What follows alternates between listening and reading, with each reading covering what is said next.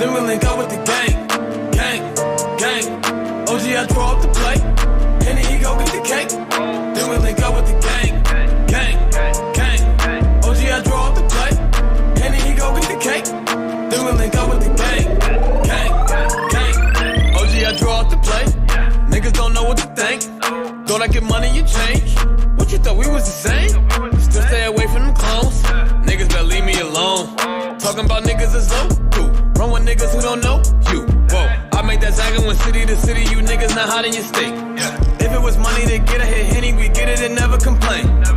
Same go for the gang. And we split it up all the same. I can't really eat, let's stay straight. Cause we go way back in the day. My day ones from back in the day. They still hang around me today. You wanna come round us, you can't. I'm rolling up loud, it's great. But mama, she bad but complain. Cause I'm too in love with my dreams. And I gotta get on the plane and go get this money with Angie. I draw up the plate. Henny, he go get the cake. Then we link up with the gang. OG, I draw up the plate. Henny, he go get the cake. Then we link up with the gang. OG, I draw up the plate. Henny, he go get the cake. Then we link up with the gang. OG, I draw up the plate. Henny, he go get the cake. Then we link up with the gang. I get the bag with the gang. Taking that Zach to the bank. Henny be all in my drink. You niggas is stupid, you think that should change? You not even hot in your gang. Ain't nothing even hot about your gang. You niggas be lying about same. Be posting them pictures of guns for the fame. Niggas just look at me different now. Say that's your man, but he a clown. Don't fuck around with the fuck arounds. Little nigga, you should cut it out. Me and my niggas take different routes. Punch a bitch nigga all in his mouth. Hold up my nigga, we different now. I need a Robert, it's just my style. I get a check today, I spent it all tomorrow. I get a bitch today, she probably a foreign model. I get a check today, I spent it all tomorrow. I'm with my gang today, tomorrow never promise. OG, I draw up the plate. Henny, he go get the cake. Then we link up with the gang. OG, I draw up the plate. Henny, he go get the cake. Then we link up with the gang. OG, I draw up the plate. Henny, he go get the cake. Then we link up with the gang. OG, I draw up the plate. Henny, he go get the cake. Then we link up with the gang.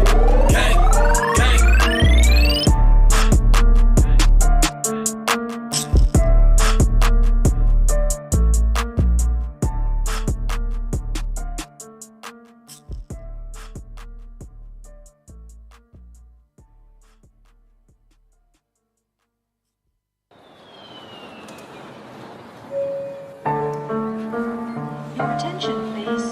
Please do not smoke in the terminal building. Smoking is only permitted in the specified smoking areas. Zach. OG, I draw up the plate. Henny, he go get the cake. Then we link up with the gang. OG, I draw up the plate. Henny, he go get the cake. Then we link up with the gang. OG, I draw up the plate. Henny, he go get the cake. Then we link up with the gang. OG, I draw up the plate. I think I'm cute. I know I'm sexy. I've got the look that drives the girls wild. I got the moves that really move them. I send chills up and down their spines. I'm just a sexy boy. I'm not your boy toy. I'm just a sexy boy. I'm not your boy toy. I make them hot.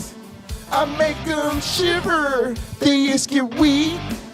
Whenever I'm around, they see me walk. They hear me talk. I make them feel like their God ain't real. I'm just a sexy boy. I'm not your boy toy. I'm just a sexy boy. I'm not your boy toy. Y'all ready to go? That eat your heart out. Mic flip though. Hands off the merchandise.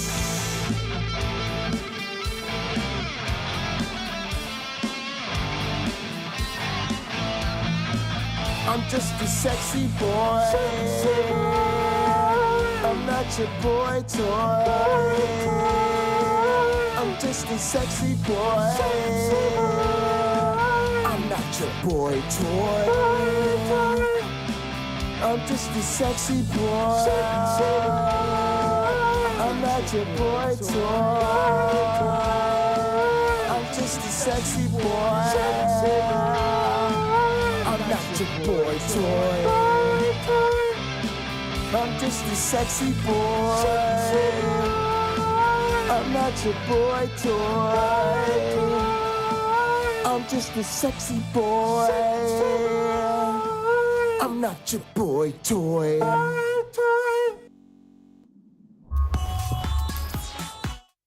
Welcome, welcome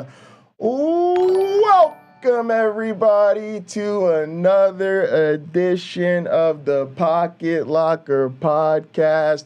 I am your host with the most, all the way from the East Coast. And folks, I'm in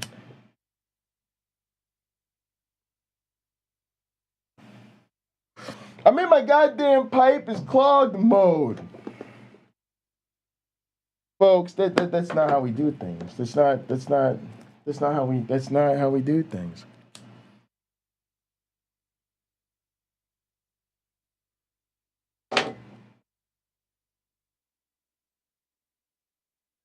Airplane mode, that is how we do things. In addition to that, thanks to the greatest fan ever, the one and only, super sexy, stupid whore energy, I am officially $50 richer. Which is important because Senpai is moving the dojo. Senpai needs your money. Appreciate it. Let's get an extra hit in there to send some love to Stupid Whore Energy, and I hope y'all are able to take an extra hit at home.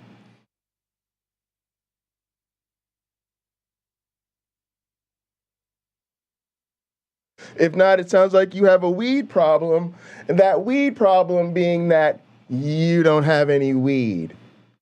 All right, folks, let's go ahead and get into it with our communion. Please raise your glasses and hold on to your asses. Through him, with him, in the unity of the flying man. All glory and honor is yours who flied for our sins forever and ever. You may drink.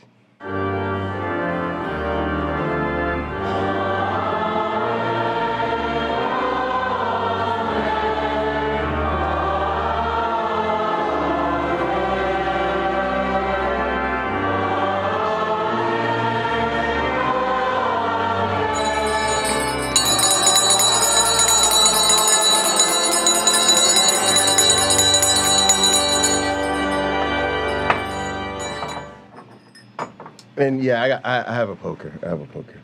All right, folks, that was our communion hymn, and now for our communion song. First one comes to us from OG Roddy. It's called "I Love You" mix. Whoa.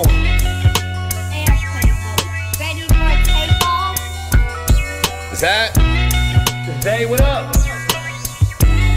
They know my campaign. Now they running up on Roddy like it's second place. They wanna know if I'm a prop or I'm the real plane. Landed in Austin and I even brought my own strain. Gang, yeah, fuck is they talking about? Link up with Freddie, got it booming cause it's Mo South. Then we hit the spot, my OG had it packed out. Getting love in every city, what it's all about. Facts, yeah, know when I'm back home. At the blueprint eating chicken with some bad Johns. And they bad, but not like the one that's at home. And she bad, but not like them kids we have, Lord, yeah. I'm still up in my mode. Hit my connect, he make the goals, I run the give and go. Just ask the ones who fucking with me if you didn't know. They say the plane was always on it and he always gone. I love you, I want you. You're the one that I live for.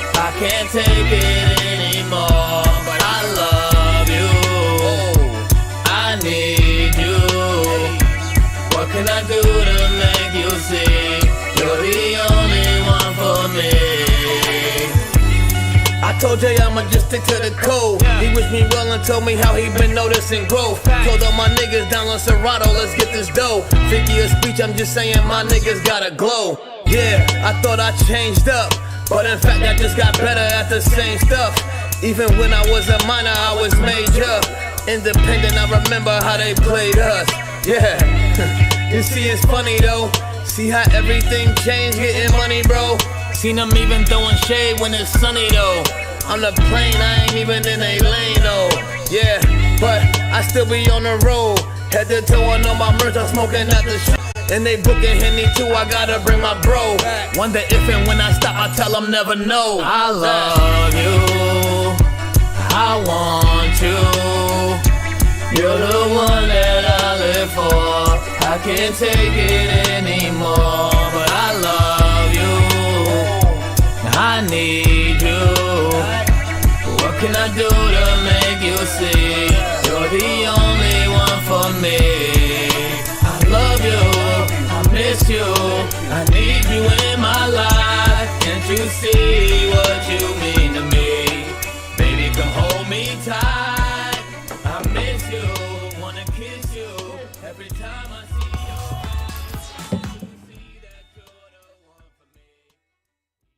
All right.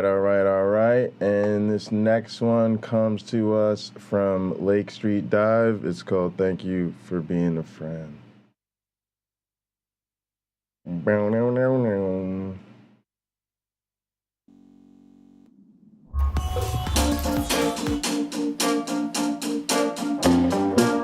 Thank you for being a friend. Traveling down the road and back again. Your heart is true. You're a pal and a confidant. I'm not ashamed to say I hope it always will stay this way. My hat is off. Won't you stand up and take a bow? And if we threw a party and invited everyone you knew, you would see the biggest gift would be from me, and the curtain tap would say thank you for being a friend. Thank you for being a friend. Why doesn't it want to go to the bottom? That's so weird. Thank you for being a friend. Thank you for being a friend.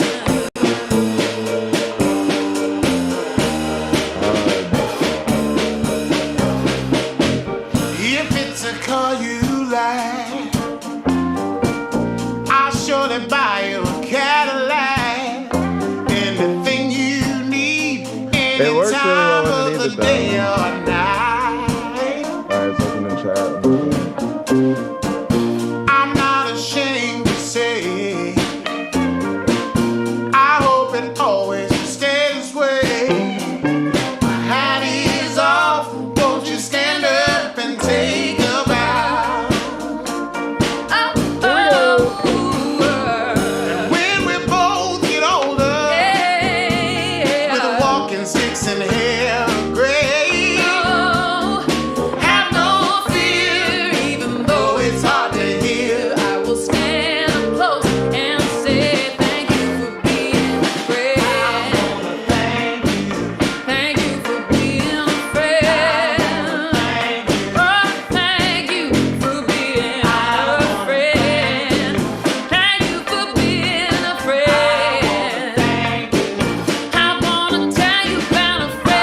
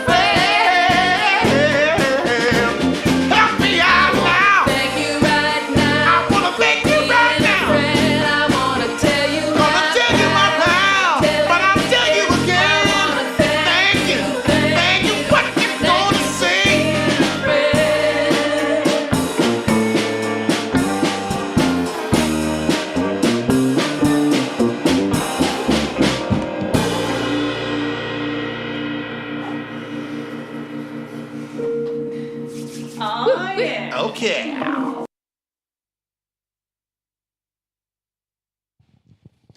All right, gang, here's the deal. So, first up on today's agenda is the utter clickbait play on words that is today's title. Did CNN do the right thing? Wink, wink, nudge, nudge. If you know what I mean by right thing. The right wing thing. The conservative thing. The fucked up ass Trumplican thing is what I mean by right thing. All right? And so I don't know. I don't know. You're going to have to tell me. Because apparently they did it a town hall with Trump, which everybody fucking knew they were going to do. It went predictably as shit. Trump said a bunch of shit. He said a gazillion times, and everybody's losing their mind about it. Now, their whole thing is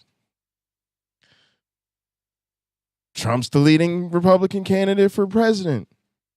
Like, we may not like this motherfucker, but right now there's nobody even close to this motherfucker in terms of becoming the Republican nominee to be the next fucking president of the goddamn United States.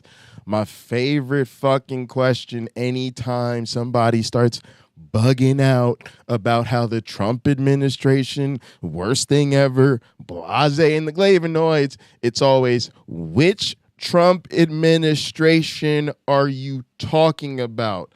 The last one or the next one? Please clarify. So their whole deal is like, this is what it is.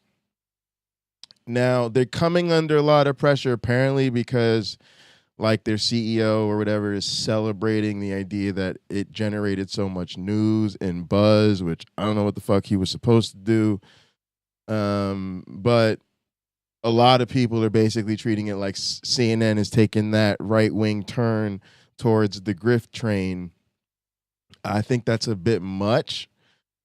But I don't know. That's what we're here to investigate. That's what we're here to find out. I don't know what I think. I need some more information.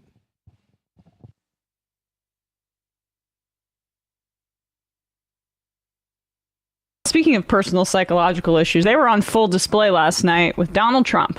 We're going to spend a good amount of time before we get to our guest here, Corbin Addison.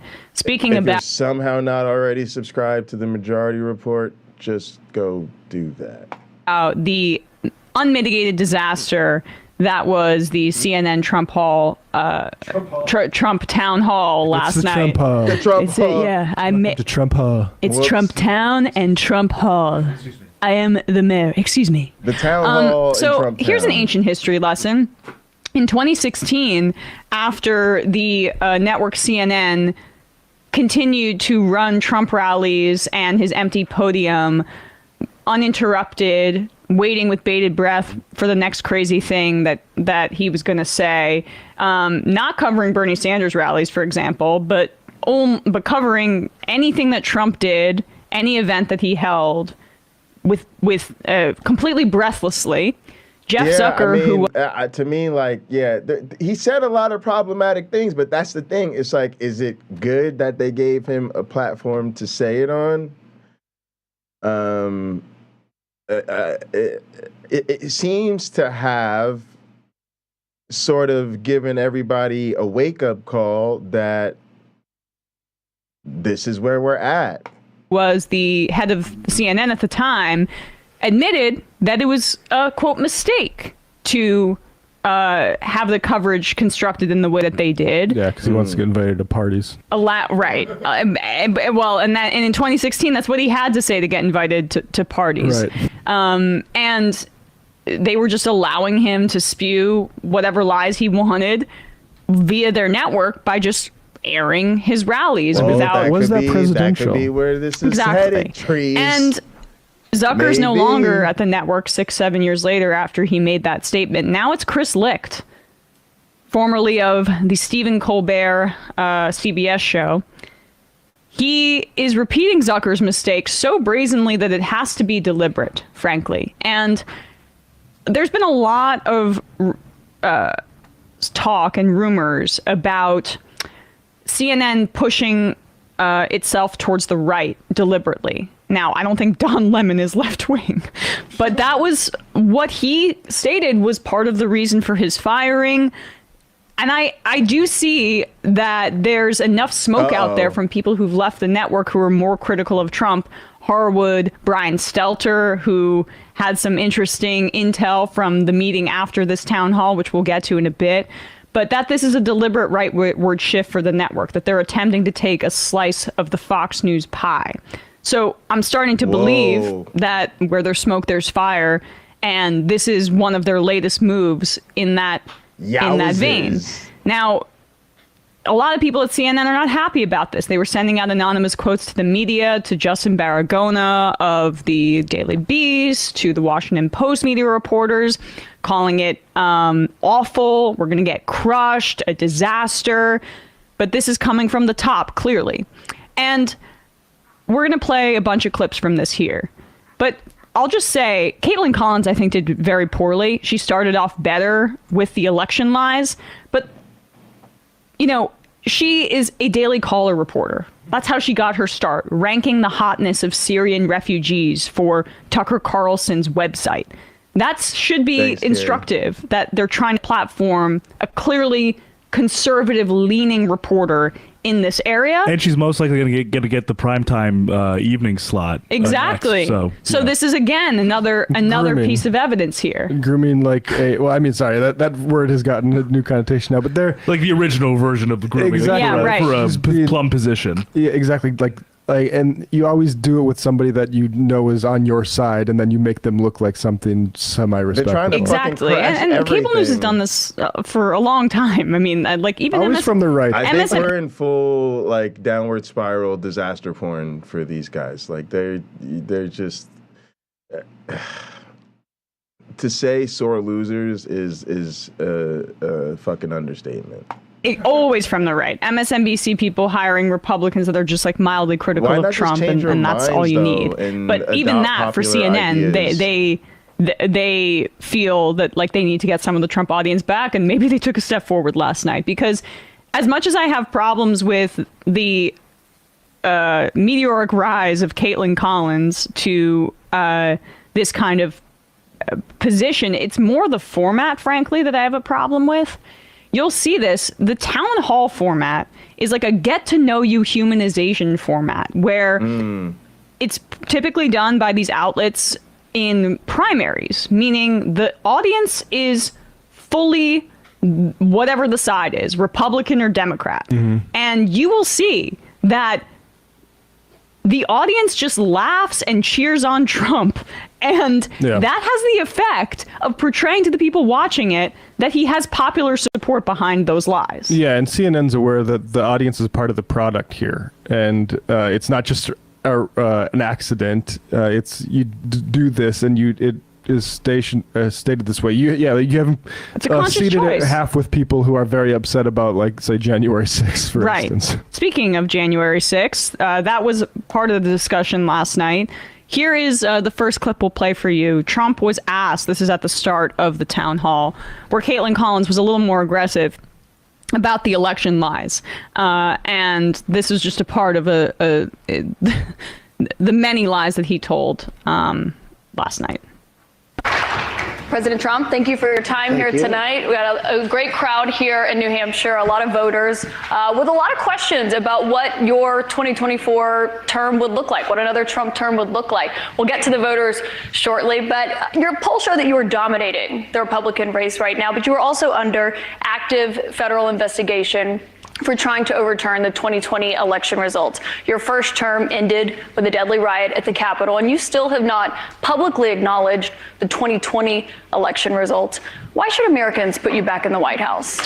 Because we did fantastically. We got 12 million more votes than we had in, as you know, in 2016. I actually say we did far better in that election.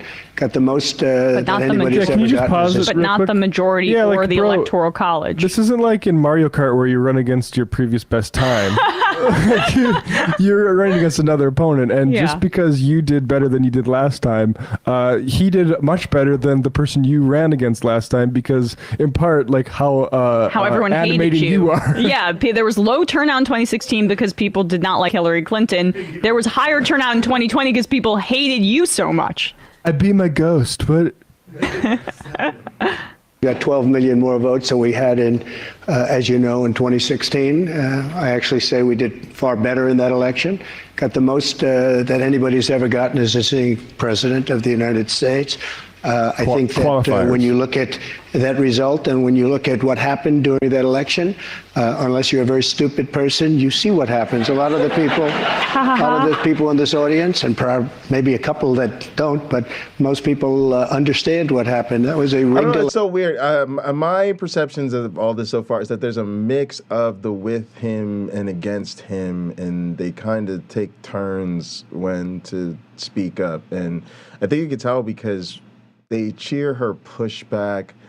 I don't know, gang. This is tough. This is,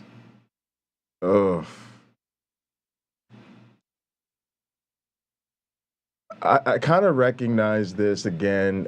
Y'all know us. We're trying to start from our own backyard, see how it touches out into what's going on in the wider world, and then bring it back down to what's going on in our world. And unfortunately, I guess you could say, I don't know, this one didn't take a whole lot of work, but it's the same idea, right?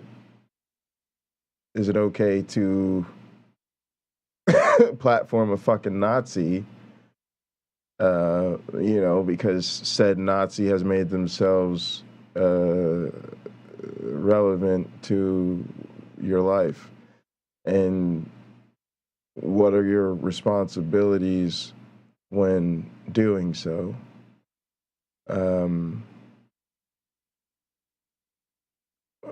Who does this benefit?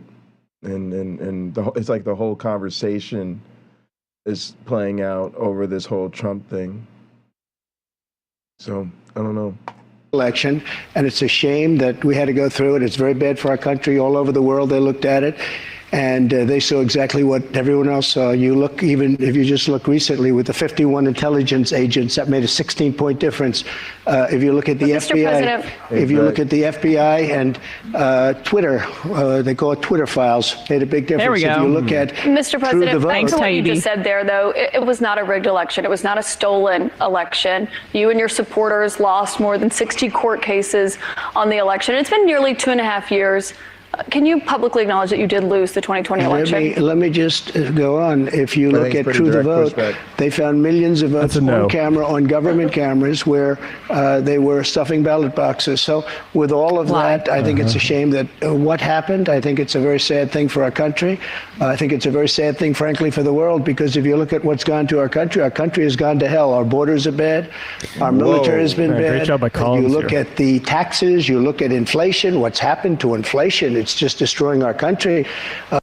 All right, so that was really that's literally the beginning of it. And just to give you some context, guys, on True the Vote. I was about to say True that, the Vote, yeah. the voter Probably like integrity cyber organization, ninjas. where two of their leaders of that organization were literally put in jail by a federal judge for acting in contempt of court, like in October of last year. So even bringing up True the Vote, and they just hired the underpinning of their his evidence should tell you something right out the gate. And they just hired a QAnon influencer to do their radio show for True the Vote. So, this is the kind of waters that we're swimming in here. He goes on to lie about how he tried to get the National Guard on January 6th.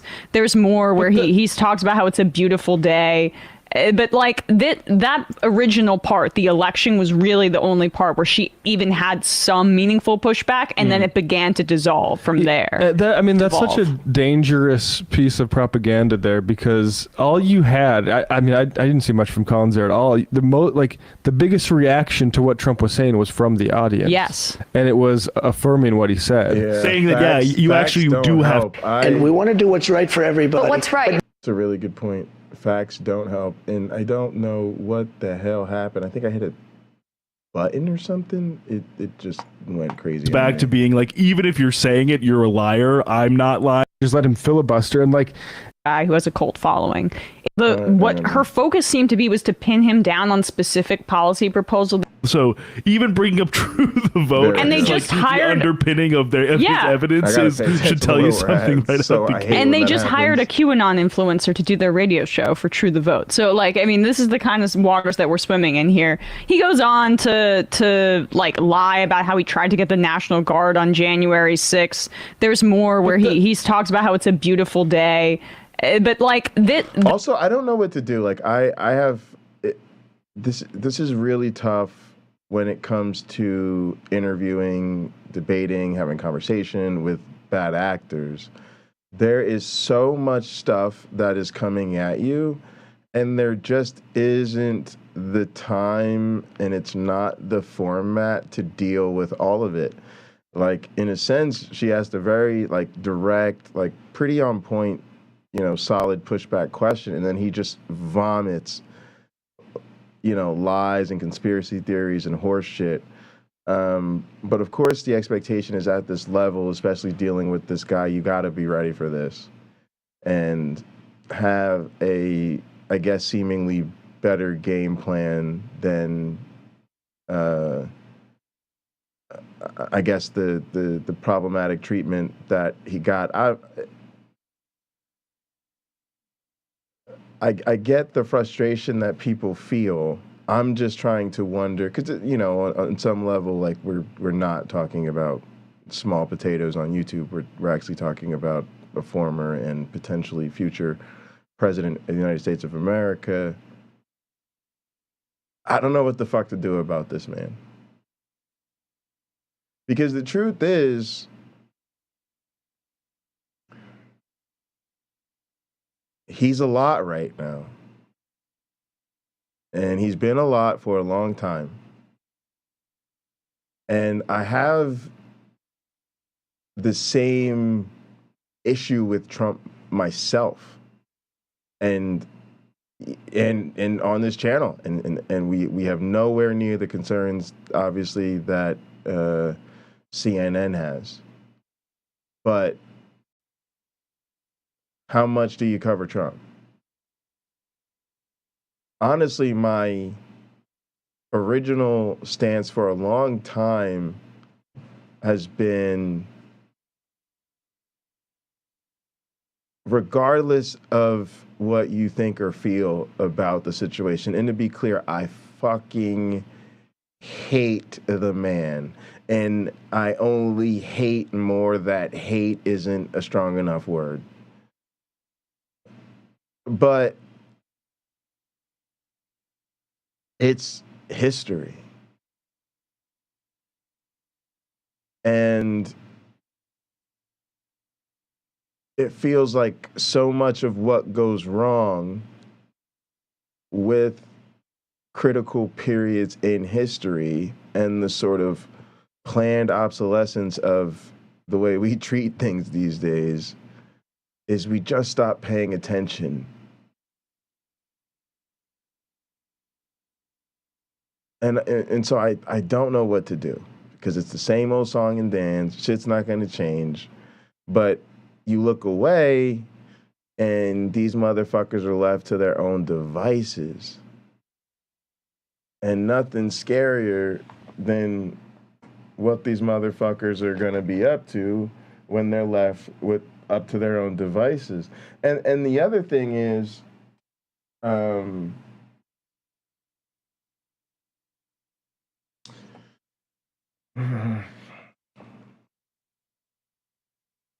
it's getting worse,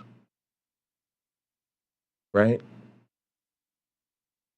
Like, if I'm gonna keep it real, I remember when Trump got elected, I felt really privileged because I was with an ex, and I happened to basically be at a party, and I was the only male person there.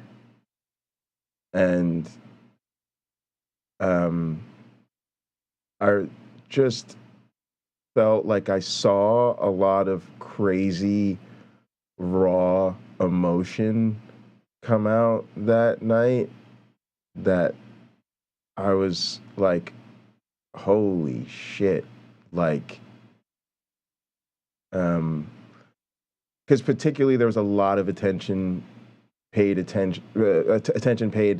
to the problematic rhetoric and things that Trump was accused of, not just his rhetoric, but the behavior and the shit he had said, right? He was like coming off the Access Hollywood and all that type of stuff. And, you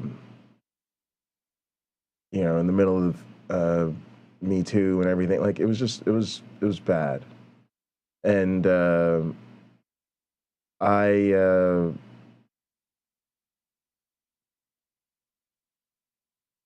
just remember feeling like it was such a wake-up call for me, but at the same time, I have to be honest, looking back now, I had no idea what we were in store for, right? Like, it felt like we had elected an asshole, but maybe, like, you know, just another asshole who we happen to have more details about what a particular asshole he happens to be, and like, yeah, he's not ready for this at all, but like, I mean, how much can Trump really like fuck up America? I mean, right? Like, I'm not, like, I know, like, think about this. A lot of motherfuckers voted for Trump. Right? So just fast forward, just right back to 2016. They were like, yeah, we need to shake this system up. I'm tired of all these fake ass politicians. Trump's going to get down there and knock some skulls together and be like, you're fired and you're fired and you're fired. And I don't know, somehow it's just going to help shit because shit can't get any worse than these motherfucking lifetime politicians. Right? Like, I'm just trying to keep it G. Like, I was not on top of the situation, y'all. Like, you know, I didn't vote for Trump. Yes, I was anti-Trump. Yes, I realized, yes, if I, especially if I was a woman, seeing what was going on right now, I would find the election of this man particularly devastating, right? But I was on that same tip as a black person, so we was right there, like, yeah, this is how they do us, y'all. Motherfuckers be racist as shit, and motherfuckers get elected right along with their racism, if not because of their racism. When they really have to, they just make sure they throw a little racism in there so they get a push at the last minute through the polls. So I was feeling it. I was like, yeah, this fucking blows, but like, literally, welcome to the club. It sucks. It sucks, but, you know, we gonna be all right just like we been all right. But shit has gotten incomprehensibly worse since then. Y'all want to throw some more egg on my face? I'm going to tell you another thing I fucked up. When the pandemic hit for real, because my advisor was on top of it, so I just felt like an idiot, because Rich Lenski had started talking about COVID-19 in 2019, right? Because he all pays attention to the biology and the science going on around the world and all that. And he was like, yeah, all right, some disease that could be a problem coming out of China. All right, anyway. See you later, Rich. Thanks for the coffee. Boy. All right, so anyway, when it really finally let loose on America, I was mad than a motherfucker. And I was like, you know what I thought, y'all? I was like, this is the reason Trump gets reelected. I was so pissed. I literally felt this sinking feeling in my gut that COVID was going to be the reason Trump was going to get reelected. Why? Because all he had to do was step out of the fucking way, fade into the back scene, eat some fucking Big Macs and fries, let Dr. Fauci and the grown-ups in the room handle the situation, blasting the Glavinoids, wartime president, and I couldn't really finish my economic vision because of the pandemic, so y'all gotta give me a second term, and oh, look at how I let the grown-ups in the room handle the pandemic. I'm not as bad as you thought after all.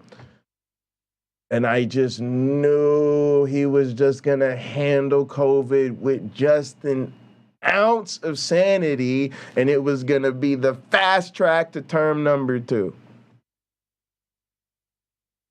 Again, I could not have been wronger, and the results could not have been more devastating. What I'm getting at, gang, is like, yeah, I'm sick of the Trump derangement syndrome. We've literally, I don't give a fuck who you are. Like, it just, but look, the man's a historic landscape changer.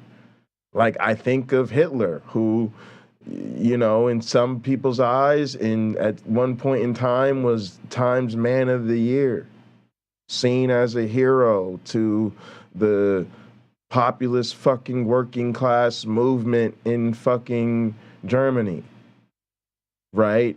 And now has a name, you know, right up there with fucking Satan in the eyes of decent Christian American folks.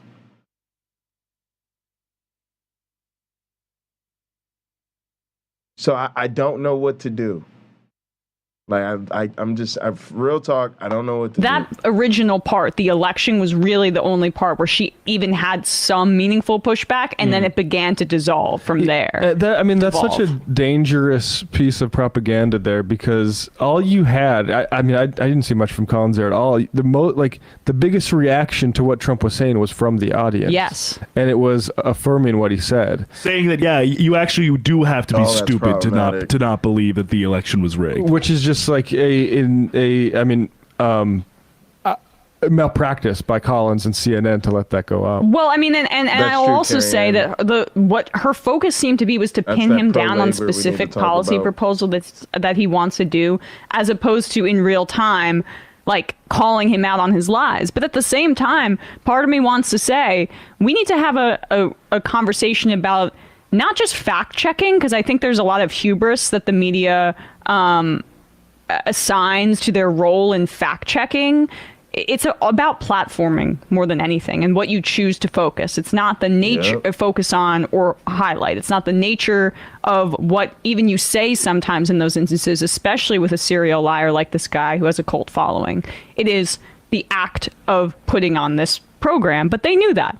They knew they would get big ratings here. The thing is, like, it's the program, and it's like, this would have been, I think, worthwhile television if Collins was prepared to stay on that point for the entirety of the thing, if Trump wouldn't relent on that, and actually be a journalist and stand up for the truth on the matter, rather than just let him filibuster. And but instead they have business to get to. We need to talk about all this other stuff we need to talk to Trump about. We got all these other subjects in the clips. And later on, about the election stuff, he literally says to her, like, I actually don't think you're too smart to actually believe that the election wasn't rigged, but you have an agenda because you work for CNN. Right. So it's like all of it comes back to being like, even if you're saying it, you're a liar. I'm not lying, and you're either an idiot or a mark if you are saying what is actually true. Well, part of what they also wanted to get to, again, at the expense of actually like nailing him on something, is the fact that just days ago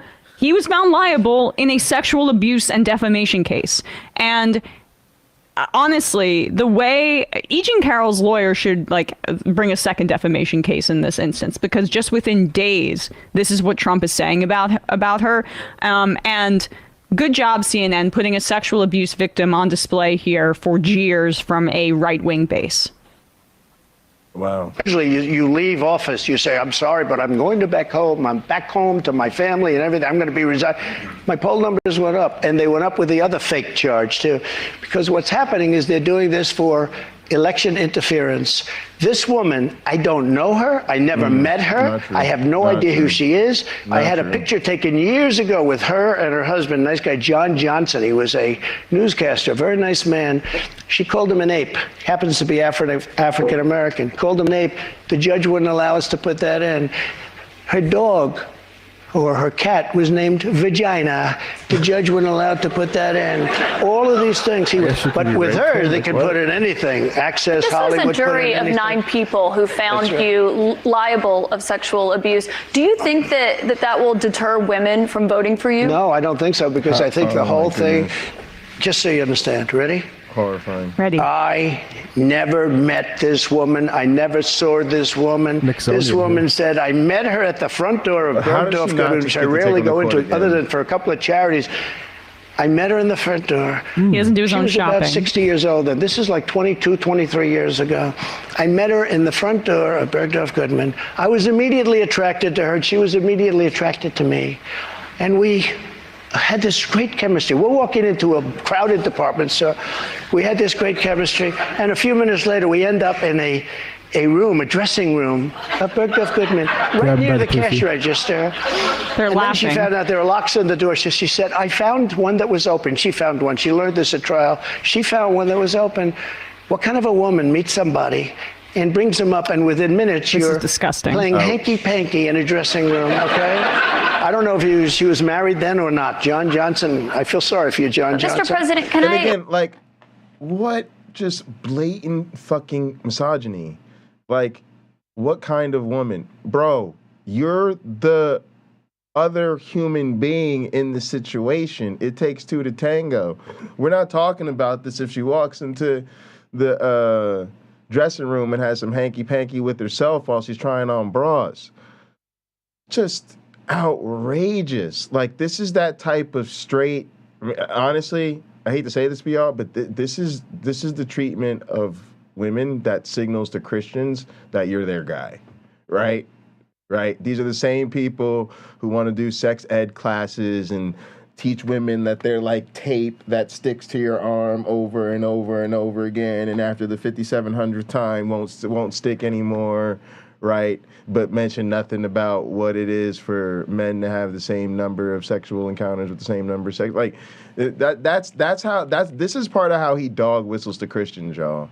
It's like we talked about in the video on racism. He just has the same fucking prejudices and bigotries that they do. So you tell them on one hand, you're going to give them power because you're their guy.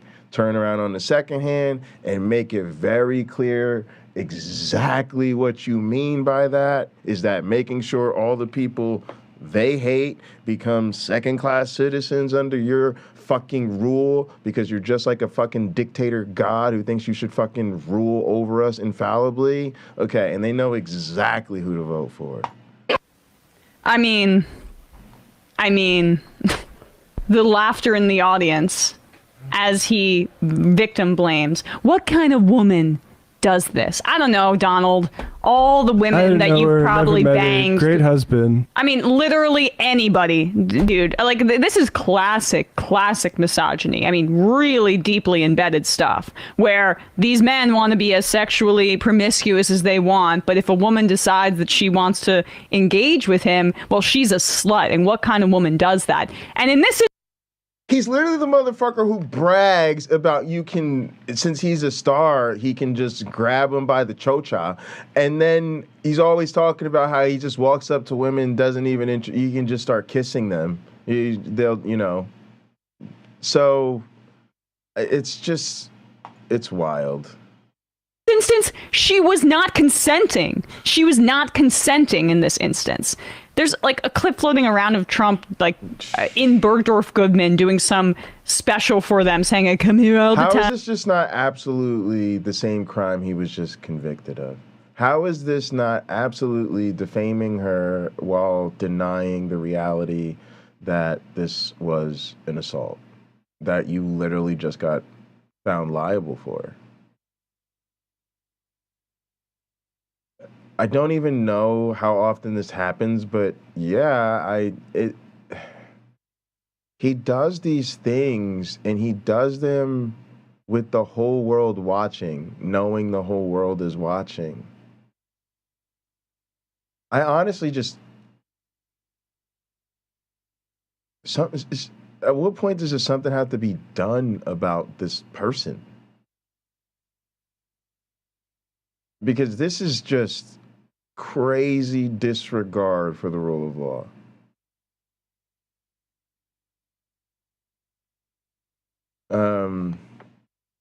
Damn.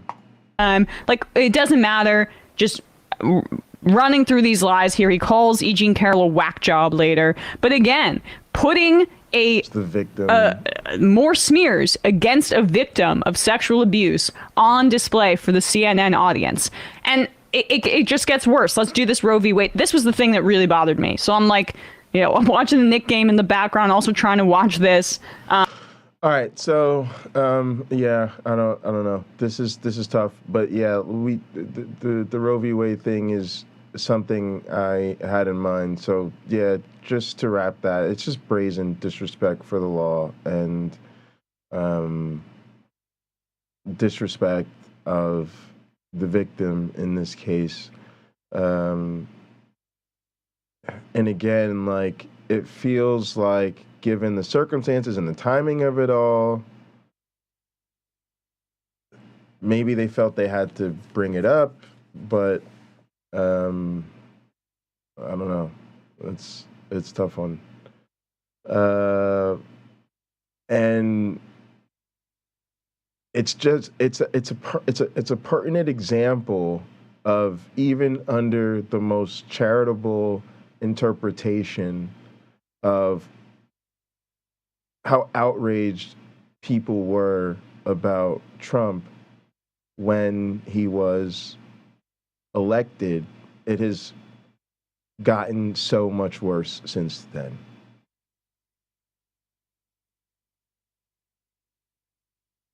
And it just segues perfectly into how it strikes into the larger picture of misogyny that plays out with the example du jour, of course, being Roe v. Wade, which was a landmark, historic failure of democracy. And so I don't know what it means to say, because I agree. Nobody should not said one thing that I disagree with.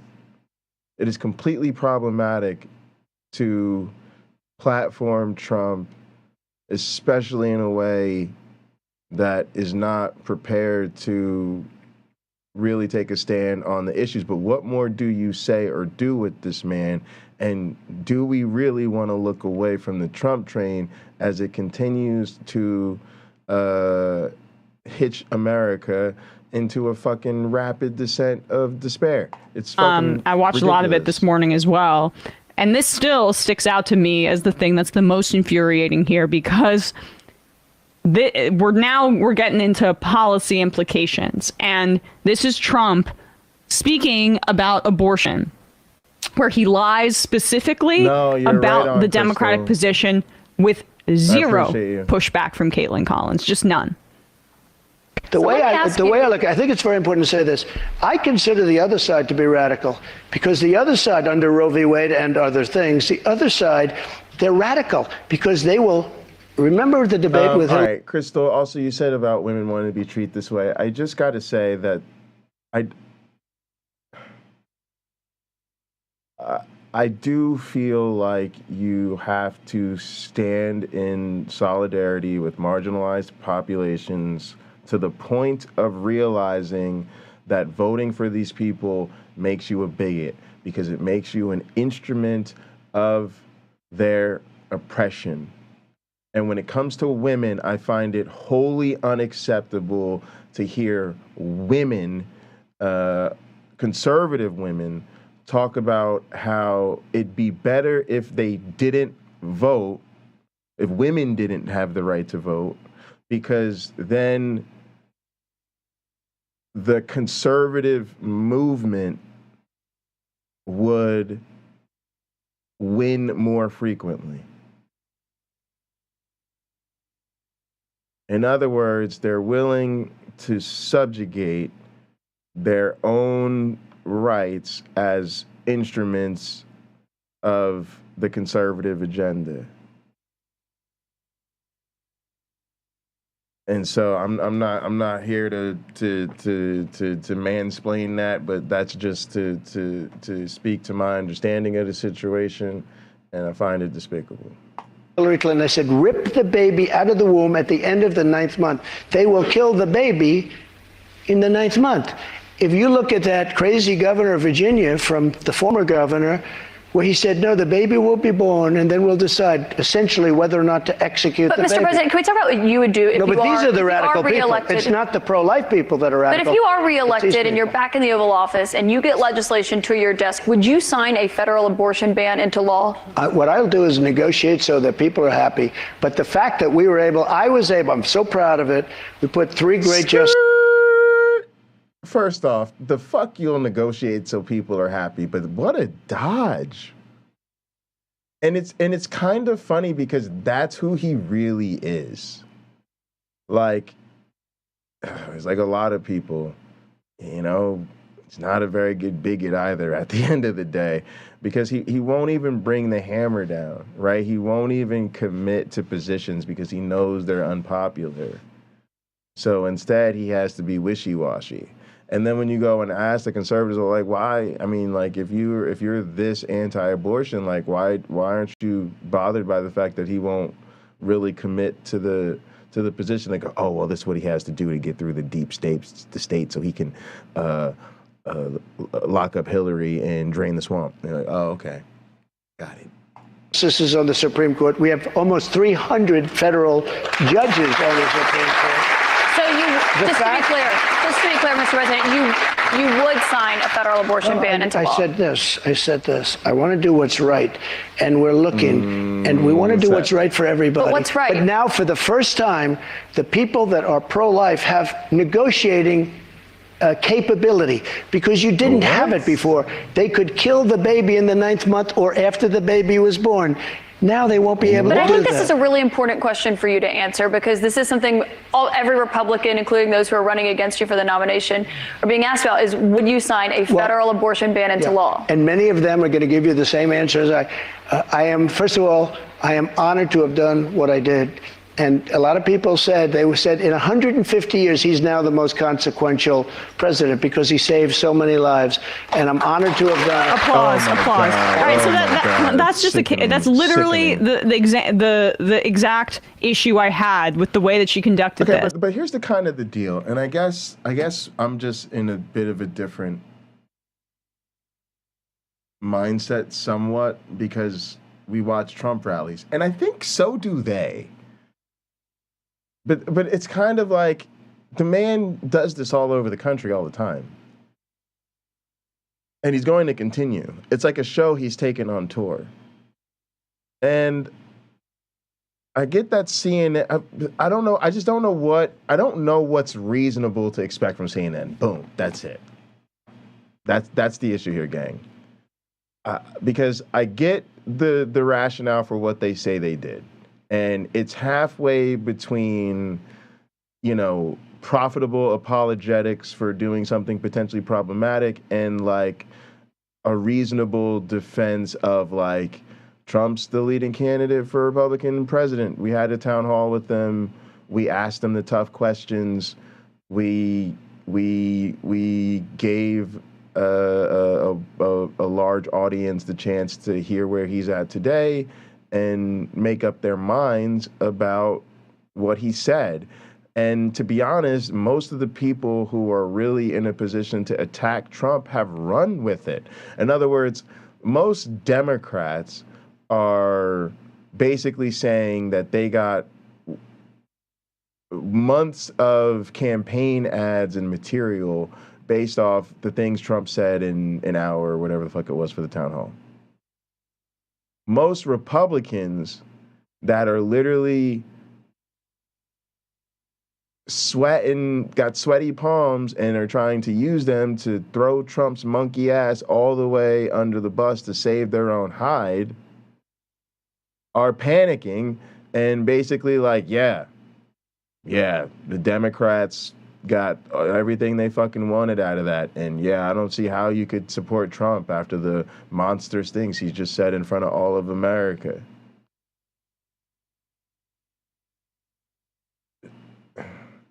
Which again, for most of us that have been paying attention a little bit more, we're kind of like, how is this different than any other Tuesday where Trump does a rally so he can grift some Trump coins to some woohoo audience in middle of America with a bunch of yahoos behind them? This is literally just another day in, Trump's America at this point. So it's just hard for me to understand. And I'm not trying to be I'm trying to be for real with y'all. Like I just don't know all the way where to land on this. I'm trying not to take a shortcut to a simple answer either way of, yeah, everything they did was okay because you got to cover Trump, and if they made some money covering Trump, fuck it, they're in the media business. Or, it was god awful to platform them, irrespective of the fact that politically it seems to have overachieved from what we would want from some sort of major media appearance from Trump at this stage of the game. So I'm somewhere in that gray area.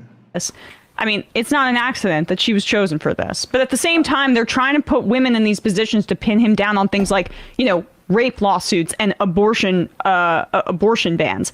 I don't really care what his policy platform position is on abortion, because it's just going to be what he decides at the moment and what's the most extreme thing that he can get away with while appealing to his right-wing base and getting it through Congress, if he were to be president, God forbid, getting it through the Senate and the House in terms of an abortion ban. There's no question that given the constituencies that are behind Trump, that they would attempt a federal abortion ban when he was in office, because the guy has no principles. It's not about nailing down what he would or wouldn't do, because that's incredibly fungible.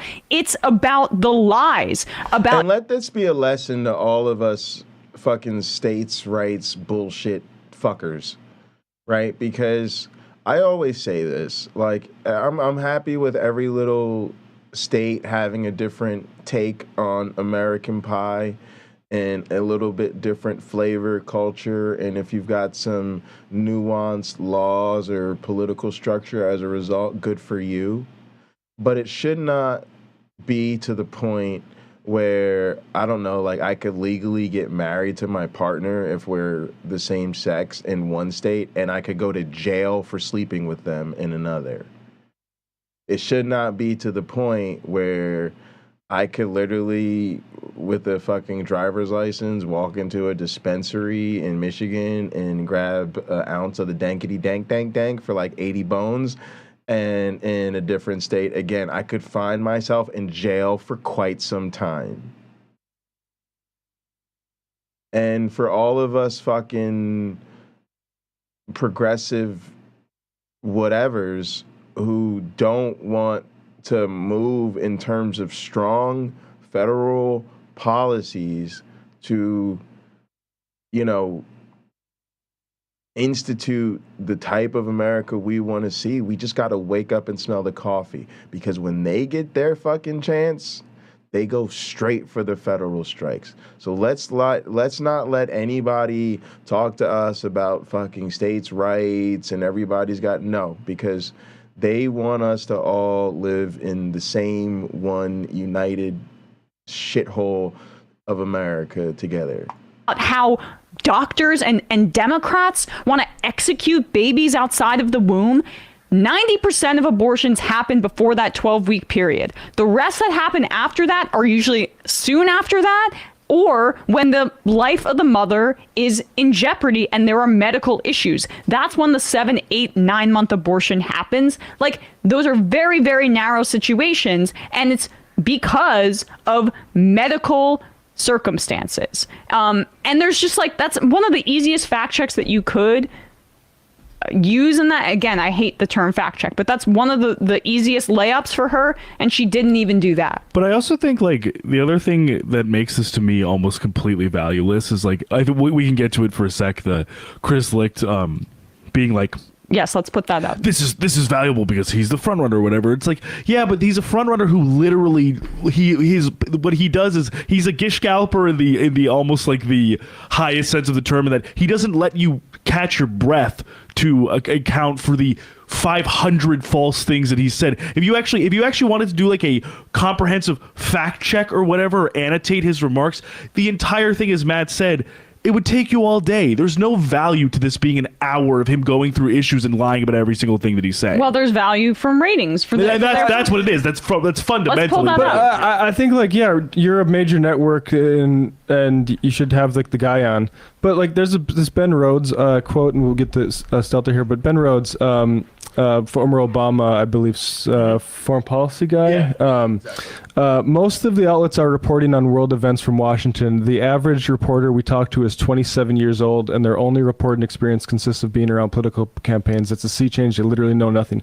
I looked at Caitlin Collins' Wikipedia to try to figure out she's 31. Why a corporation of CNN's caliber would put someone like her in this position, and there's no real rationale for that besides just they'd having somebody I don't know, honestly, why? There's nobody in your stable of journalists that can do a better job on this than Collins, because she was not competent here. No, she wasn't, and I think that the friendly nature of it, the pushback, but within narrow confines, was the point. Even though he repeatedly called her nasty, I mean that's his go-to for any woman that bothers him. But this is what Stelter, who has recently been let go from CNN, as again part of their clear rightward shift here, says Chris Licht, the new head of CNN, begins CNN's 9 a.m. editorial call by praising Caitlin Collins for her masterful performance last night. He says, quote, "I couldn't be more proud of her and the whole team in New Hampshire." Then he says he's aware of the backlash, more to come. Stelter continues, the quote from Licht here. "You do not have to like the former president's answers, but you can't say that we didn't get them," Licht tells staffers. Who cares about the answers? On the campaign trail too. Good, you guys got the lies. Incredible. Many of whom are angry about the town hall. The staffers, as I mentioned, have been upset. Caitlin pressed him again and again and made news. Made a lot of news, and that is our job. Yeah. Press him, be specific. Name a specific time you're proud of. Yeah, I mean, your job is not to make news. It's about I guess reporting the news. Yeah, you're not supposed to be the news. This is a really good point. And it's very interesting because I think Stelter's a former CNN employee. Now you guys are the news that people are reporting on. While we all may have been uncomfortable hearing people clapping, that was also an important part of the story, Licht adds, because those folks represent, quote, a large swath of America, and the media screwed up by missing that part of the story in 2015, 2016. Oh, fuck off. Yeah. I mean, and lauding that kind, again, as if Licht has any idea about the kind of America that he's opining about there. Covering Trump is, quote, tricky and messy, Licht says, and it will, quote, continue to be messy and tricky, but it's our job. He confidently says, America was served very well by what we did last night. Many CNN employees strongly disagree. And the media is complicit in this too. The Hill, Caitlin, all the headlines, or a lot of them, are supportive of Collins, or make it like Trump snaps at CNN's Caitlin Collins. You're a nasty person. New York Times, Caitlin Collins in a white suit takes on Trump. Oh yeah, we get it. The callback to Hillary. But that's what it was. But the other stuff of this, all of it, as you say, Em and Matt, it's all of this it's media. All of it becomes media critique.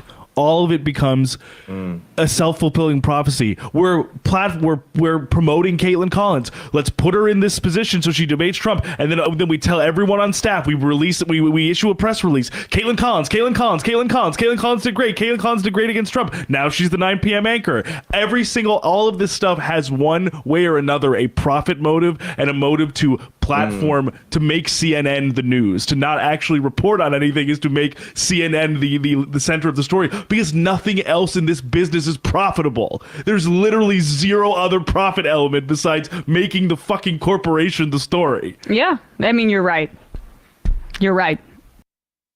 All right, this is a fucking mess. A fucking mess. It's also problematic because, again, I've been kind of leaning into this, like, what is the news anymore anyway? And I think that last part, like, hit on it. Like, most of our mainstream, even print news sources that were supposed to be the most reliable or the reliable have a decidedly conservative bent to them, especially in the way they both sides issues and platform and promote problematic narratives. with only the thinnest of veil to the profit incentive involved in doing so. But then again, people are mostly checked out from that. And then the networks are reporting more on the 24-hour news cycle than 24 hours of news. And people are tuned into their own sources, be it largely social media or YouTube or whatever it is. So, you know, a lot of people get their news from David Pakman or Stephen Colbert, right? So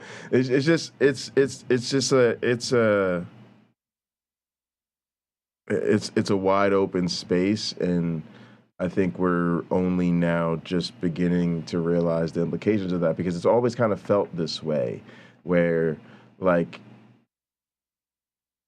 there's a shift towards the new media platforms, streaming, that type of shit, and then the traditional platforms move towards capitalizing on that model. So now you've got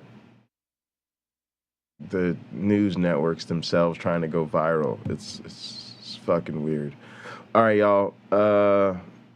We'll continue to follow that and see what's going on. Let's go ahead and jump into the main event of the evening, and that is talking about Jordan Fuckface Peterson's rise to relevancy. And this is from Kaylin Conrad, I guess. Somebody sent this to me. Appreciate it, gang. And let's go ahead and get into it. Oh.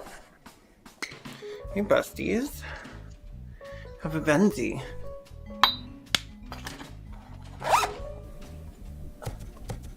I am, of course, just sharing drugs as a friend and not prescribing them to treat or prevent any kind of illness, because I'm not a doctor. Or would you look at me? Showing more responsibility and professionalism than today's subject, and I am literally on drugs. So, we all know Dr. Jordan B. Peterson from his greatest hits. His brave stance against pronouns, crying about Olivia Wilde, eating so much meat that he turned into a vegetable, crying again but about Antifa, wearing a Party City fedora and ranting about women not liking nice guys on public access television, crying again about some other stuff, and getting his shit absolutely wrecked by some apple cider vinegar. But before he was God King of the Incels, before he was Old Man Cries at Cloud, before he was Dr. Quinn Medicine Wojak, he was a professor at the University of Toronto and a clinical psychologist with a private practice. He shuttered his private practice in 2017, but he still publicly identifies as a clinical psychologist, which is kind of a problem now that he's pushing a buttload of dangerous conspiracy theories. And it's a big enough problem that the College of Psychologists of Ontario, the CPO, has launched an investigation into Peterson after receiving a number of complaints regarding his comments on social media. Because even if he doesn't currently have a private practice, it's considered bad form for mental health professionals to tweet about how fat women will never be beautiful or encouraging people to krill their shelf. Dr. Jordan B. Peterson's clinical and academic credentials are legit. He boasts a PhD in clinical psychology from McGill and has lectured as an assistant professor at the psychology departments at both the University of Toronto and Harvard. But in the same way that Dr. Ben Carson's achievements in the field of neurosurgery don't qualify him to speak with authority on Egyptology, Jordan Peterson's background in clinical psychology doesn't qualify him to speak with authority on climate science, nutrition, biology, or makeup artistry. Why would that be a rule? Why should you wear makeup in the workplace? Isn't that sexually provocative? I don't know why. Why do you make your lips red? Because they turn red during sexual arousal. That's why. Why do you put rouge on your cheeks? Same reason. Rouge?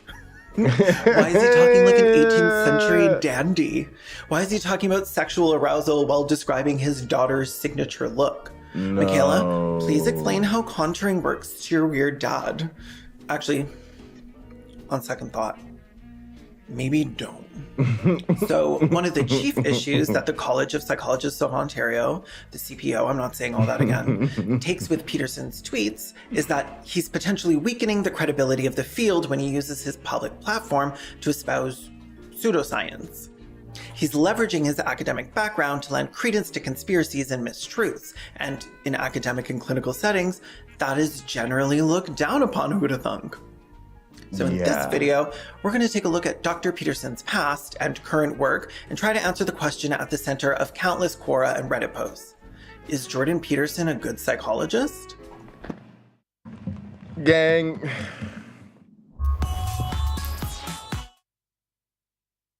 The purpose here is actually to motivate me. You know, I have to admit, I suffer from what might be called Jordan Peterson fatigue. It's kind of like people are with Trump, where a person you just find so irredeemably problematic from start to finish, you just don't want to talk about them anymore. And I have tried so many times to sustain my rage boner for Jordan Peterson. And it's very difficult. And so we're really gathered here today to see if, somebody could just give me a little kick in the booty, a little jolt in the arm, a little motivation to address problematic academics such as Jordan B. Peterson. And that's kind of my thing that'll get me out of bed a little bit with Jordan Peterson, is the fact that I think he's incredibly problematic from the fact that he presents himself as like some sort of scholar and academic, and I'm like, ooh, I gotta call that really grinds my gears. It really grinds my gears, gang. But yeah, we'll see if we can get it going. We'll see what we can do. No, he's not. He's trash. Oh yeah. All right. So one thing I wanted to say that maybe will help a little bit is I want to just say this. I think Jordan Peterson's a fucking idiot. Ah, yes. Woo! Yeah. Yeah, gang, that one actually gets me going. Boy, I do enjoy a good chat about how fucking stupid I think Jordan Peterson is. Because it's like, it's kind of a nuanced thing here. You know? Like, okay, we all get it. Let's slap around these fucking right-wing conservative retards that actually think Jordan Peterson's some kind of alpha male cult hero figure to be followed and taught from like a parasocial father figure. But what I find even more frustrating is all the so-called atheists, progressive, fucking critical thinking motherfuckers who insist on prefacing all of their discussions with and about Jordan B. Peterson with complimentary blasé glavinoids about how fucking smart the guy is. Well, he is brilliant. Well, he is a genius. Well, he is such a... No. That shit actually really pisses me off. Jordan Peterson is a fucking asshole and a fucking idiot. And it is time he is treated as both.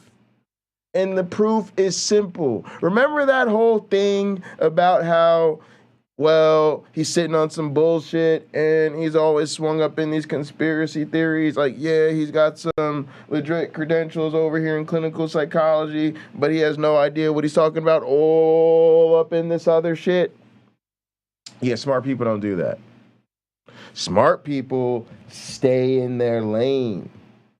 And if they dare talk about some shit that's not in their lane, they typically go with like, let me first make it very clear that this is not my area of expertise, but as I understand the current consensus amongst the experts, and then they demonstrate that they're not sitting on some weaponized bullshit if they're all up in here.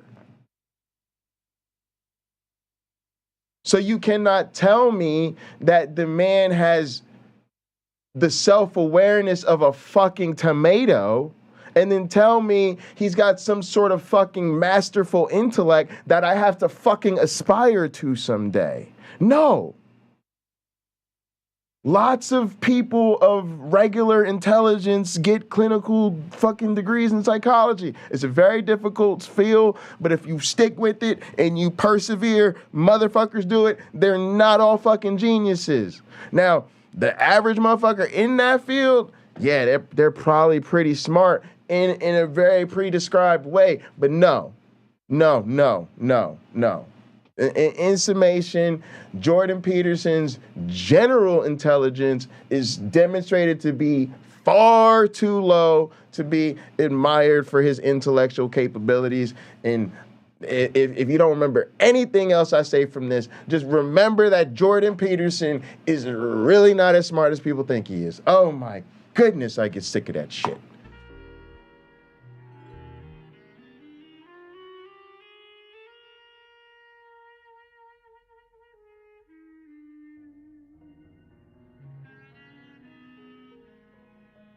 I'm feeling this music though.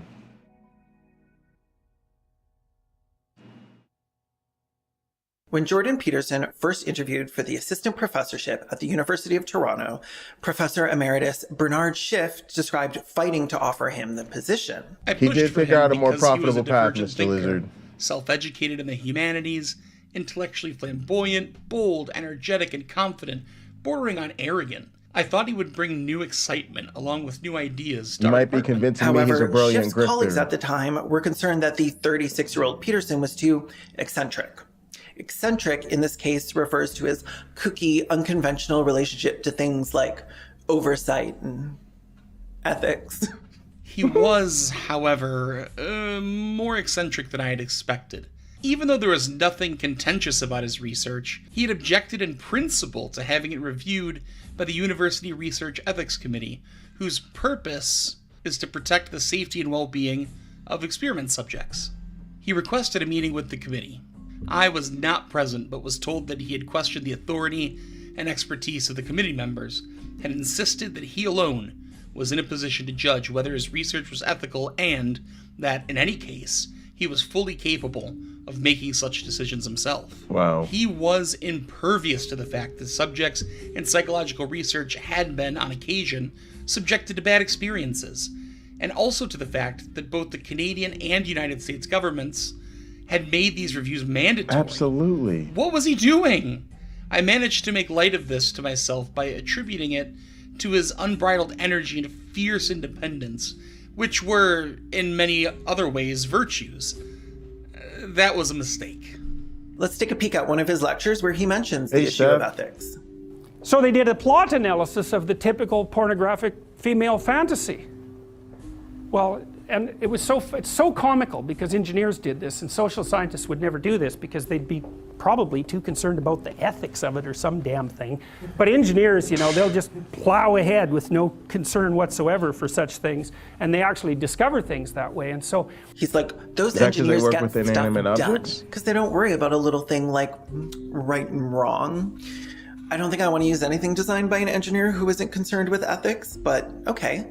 Let's hear him tell us the very real stats of the 5 kind of monsters women want men to be for some reason. Vampire, werewolf, billionaire, pirate, and surgeon. Well, first of all, there's a dominance thing. Now you're actually blushing, you're actually blushing about that. That's very, very funny. Creepy old dude talking about how books are smut now based on a study he said his department would find unethical, and singling out a student who is blushing. Not weird at all. Not But back weird to Schiff. at Dr. all. Peterson's actual work as a professor of psychology also came to strike Schiff as suspect. Another thing which I did not give sufficient concern was his teaching. Jordan presented conjecture as a statement of fact. I expressed my concern to him about this a number of times, and each time Jordan agreed. He acknowledged the danger of such practices, but then continued to do it again and again, as if he could not control himself. He was a preacher more than a teacher. Following Jordan Peterson's opposition to Bill C-16, the trans one, and his star rising as the professor against political correctness, Schiff observed a disturbing decline in Peterson's ethics in relationship to the truth. I have been asked by some if I regret my role in bringing Jordan to the University of Toronto. I did not for many years, but I do now. He's done a disservice to the professoriate. He cheapens the intellectual life with self-serving misrepresentations of important ideas and scientific findings. He has also done a disservice to the institutions which have supported him. He plays to a sort of victimhood, but also plays the victim. When he caused a stir objecting to gender-neutral pronouns, he thanked his YouTube followers, who had supported his work financially, claiming he might need that money because he could lose his job. That resulted in a significant increase in monthly donations. There was no reason to think he would lose his job. He was on a sabbatical and had not even been in the classroom. The university sent him a letter asking him to stop what he was doing because he was creating an environment which would make teaching difficult, but there was no intimation that he would be fired. I saw that letter. Jordan may have, however, welcomed being fired, which would have made him a martyr in the battle for free speech. Supported him. He Star rising as the professor against political correctness, Schiff observed a disturbing decline in Peterson's ethics in relationship to the truth. I have been asked by some if I regret my role in bringing Jordan to the University of Toronto. I did not for many years, but I do now. He's done a disservice to the professoriate. He cheapens the intellectual life with self-serving misrepresentations of important ideas and scientific findings. He has also done a disservice to the institutions which have supported him. He plays to a sort of victimhood, but also plays the victim. When he caused a stir objecting to gender-neutral pronouns, he thanked his YouTube followers, who had supported his work financially, claiming he might need that money because he could lose his job. That resulted in a significant increase in monthly donations. There was no reason to think he would lose his job. He was on a sabbatical and had not even been in the classroom. The university sent him a letter asking him to stop what he was doing because he was creating an environment which would make teaching difficult, but there was no intimation that he would be fired. I saw that letter. Jordan may have, however, welcomed being fired, which would have made him a martyr in the battle for free speech. He certainly presented himself as prepared to do just that. A true warrior, or whatever. All right, I wanted to replay that because that is literally what brought me to the dance. That was sort of my real like introduction to what I would call the Jordan Peterson problem.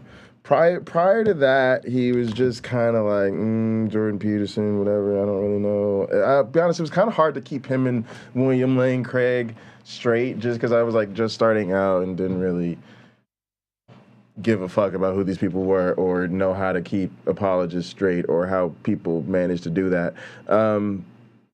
But this is when I really keyed in on his bigotry. And it bothered me because as someone who's just starting out and, you know, has had the privilege of teaching at universities really since I was an undergrad, and I hope to continue to do so, it's just like such a basic responsibility that you have as an instructor.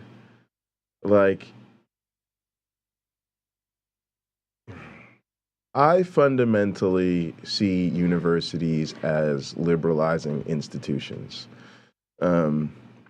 Hopefully saying that on air doesn't get me fired. I'm not saying that universities are inherently or should be inherently politically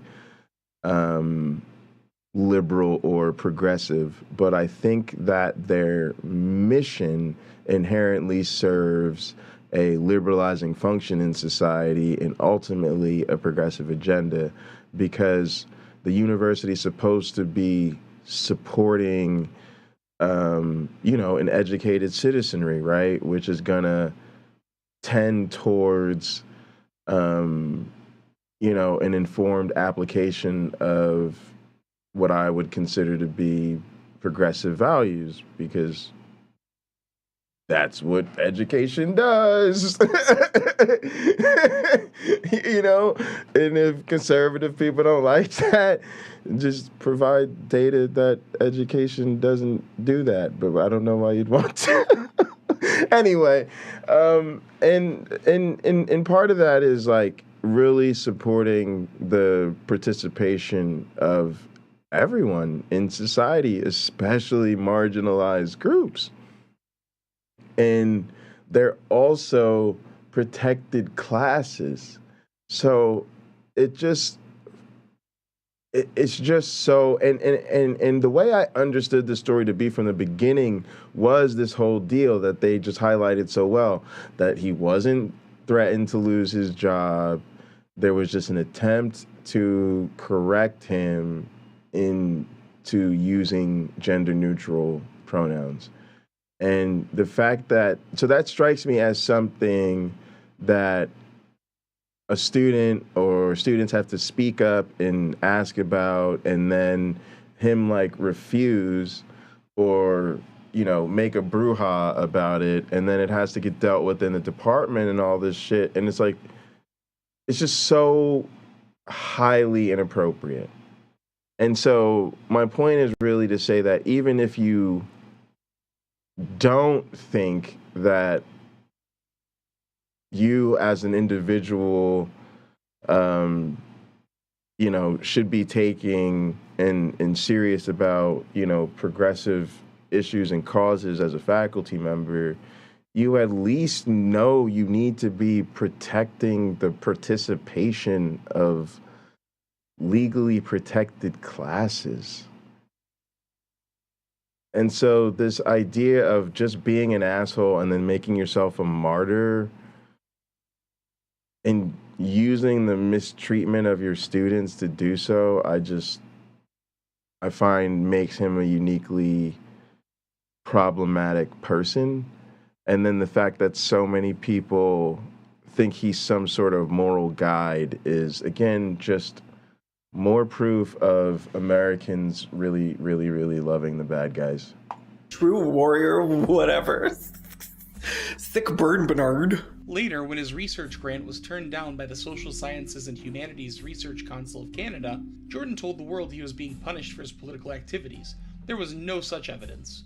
Jordan, however, took this we talking about Kent once again yeah, seriously. Against the suppression of free speech by oppressive institutions into Copy a public paste. relations triumph in the eyes of his followers. The Rebel, Ezra Levant's far-right online publication, raised the funds to replace that grant. Let's take a short break from Jordy, just for a moment. If you see my videos, you know that sometimes I do a little sleuthing, some undercover work, some journalisming. Remember Carol Marinera? Well, when I set up that account, I used a VPN. Did somebody say VPN? Oh yeah, I did. Weird coincidence, because today's video is sponsored by Atlas VPN. Yum. Atlas VPN is a tool that encrypts and hides your virtual location on iPhone, Android, and sometimes we forget that if you're Google not based ads and blocked like for low or videos or ad-free versions of videos, or this video having extended cut for patrons. At least that's what I offer on patreon.com/capitalism. But unlike my super ethical and reasonable rewards and tier levels on Jordan Peterson's Patreon, things were a bit more questionable. All right, but speaking of Patreons, don't do that anymore, gang. Instead, go the Ko-Fi route. And for just $10 a month, you can join our club and get members-only content and access to exclusive thingamajigs. Yeah. Go micro-capitalism. Patrons subscribed at the $200 a month tier were eligible for a private... Also, thanks again to Stupid Horror Energy for the huge tip. I really, really appreciate it. Just so you know, the tips that you give me through Streamlabs actually come to me personally, whereas the Ko-Fi memberships actually go to support the gather. So I really appreciate it. 45-minute Skype session with a licensed mental health professional, which, while not explicitly therapy, sounds a lot like therapy. $200 for under an hour with a therapist is what most people think of when they say therapy session. And many of Peterson's fans became fans because they found themselves troubled, distressed, and in need of guidance, which muddies the waters between celebrity meet and greet and structured therapy session even more.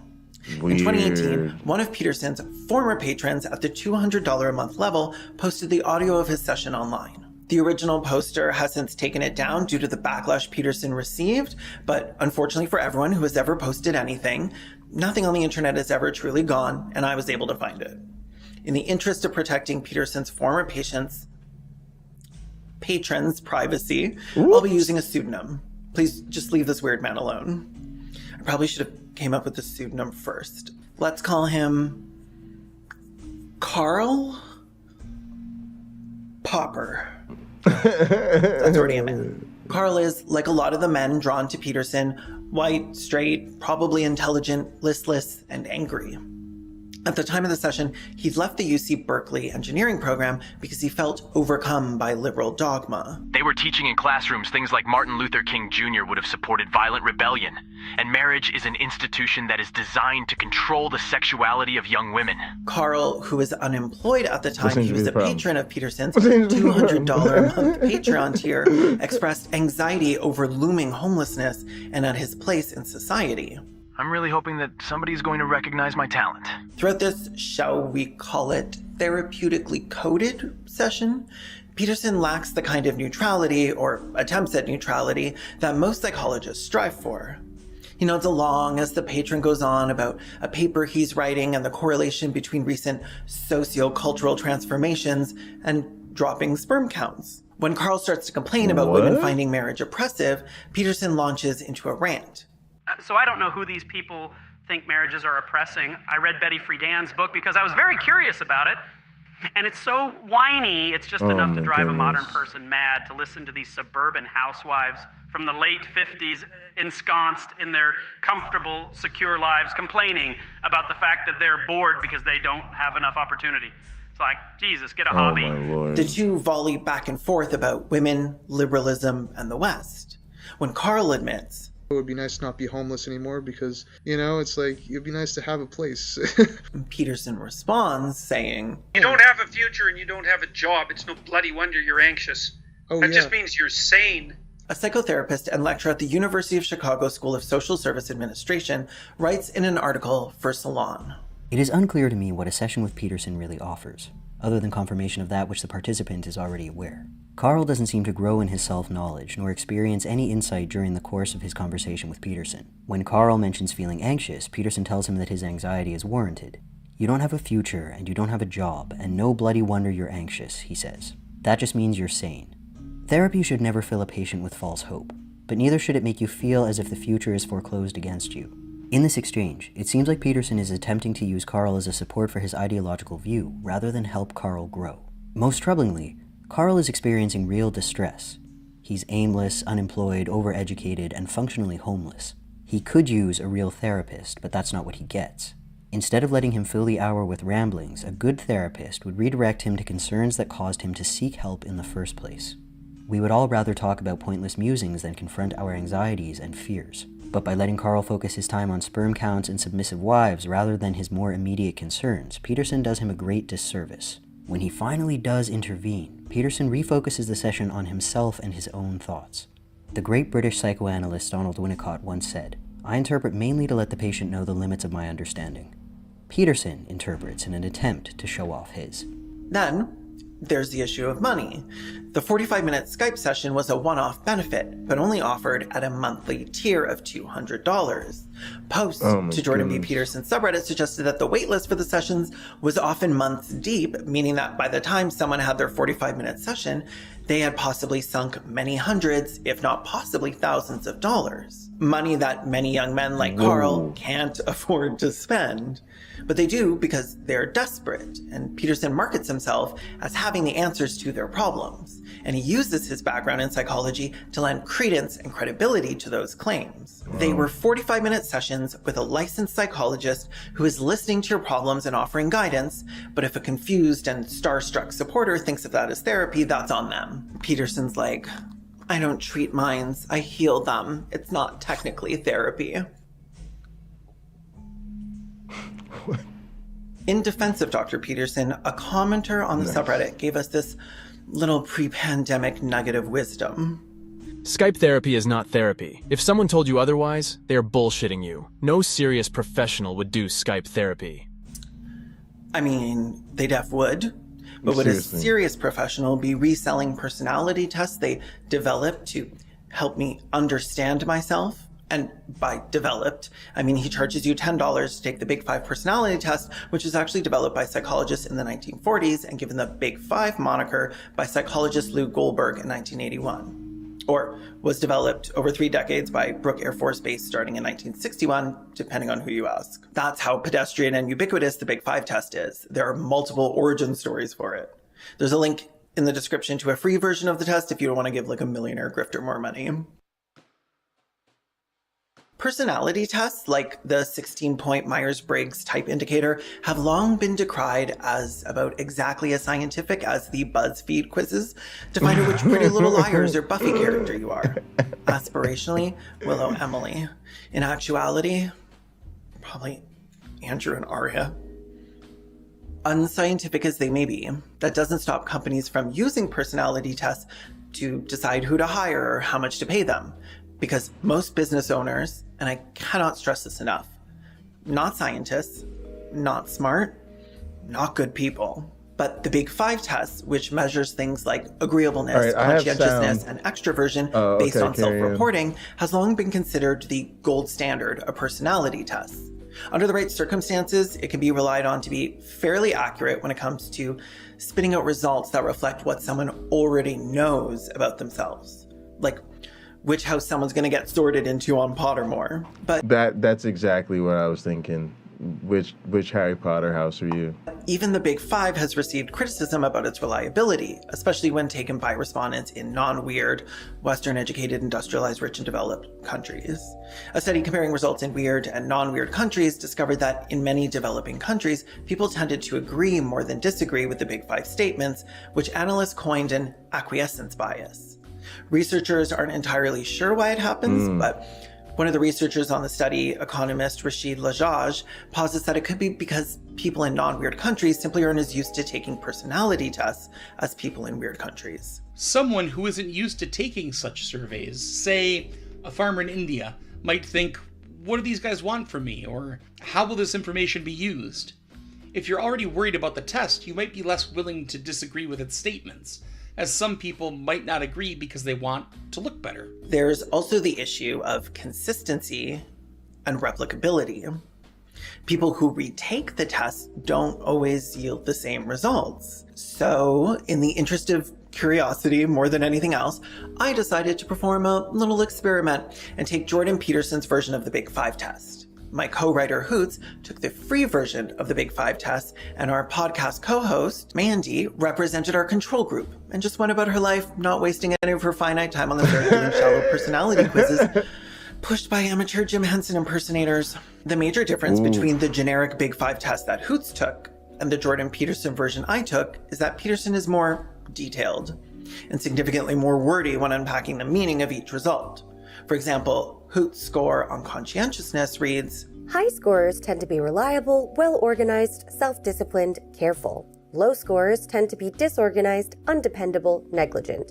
Your percentile, 6. You probably have a messy desk. Meanwhile, mine, which is the primary dimension of dutiful achievement in the Big Five personality trait scientific model. Conscientiousness is a measure of obligation, attention to detail. Moderately conscientious people are dutiful. They tend to slog away at a task until finished. They work reasonably hard and do not waste time. They are less moderately industrious people are quite likely to judge shirkers or people who are incompetent in a negative manner. They tend to believe that people fail because they don't apply themselves or work However, hard. As creative endeavors often require mess, disruption, and intervene, are more likely to be political conservatives, particularly when low in openness to experience. The latter is the best predictor of conservative belief.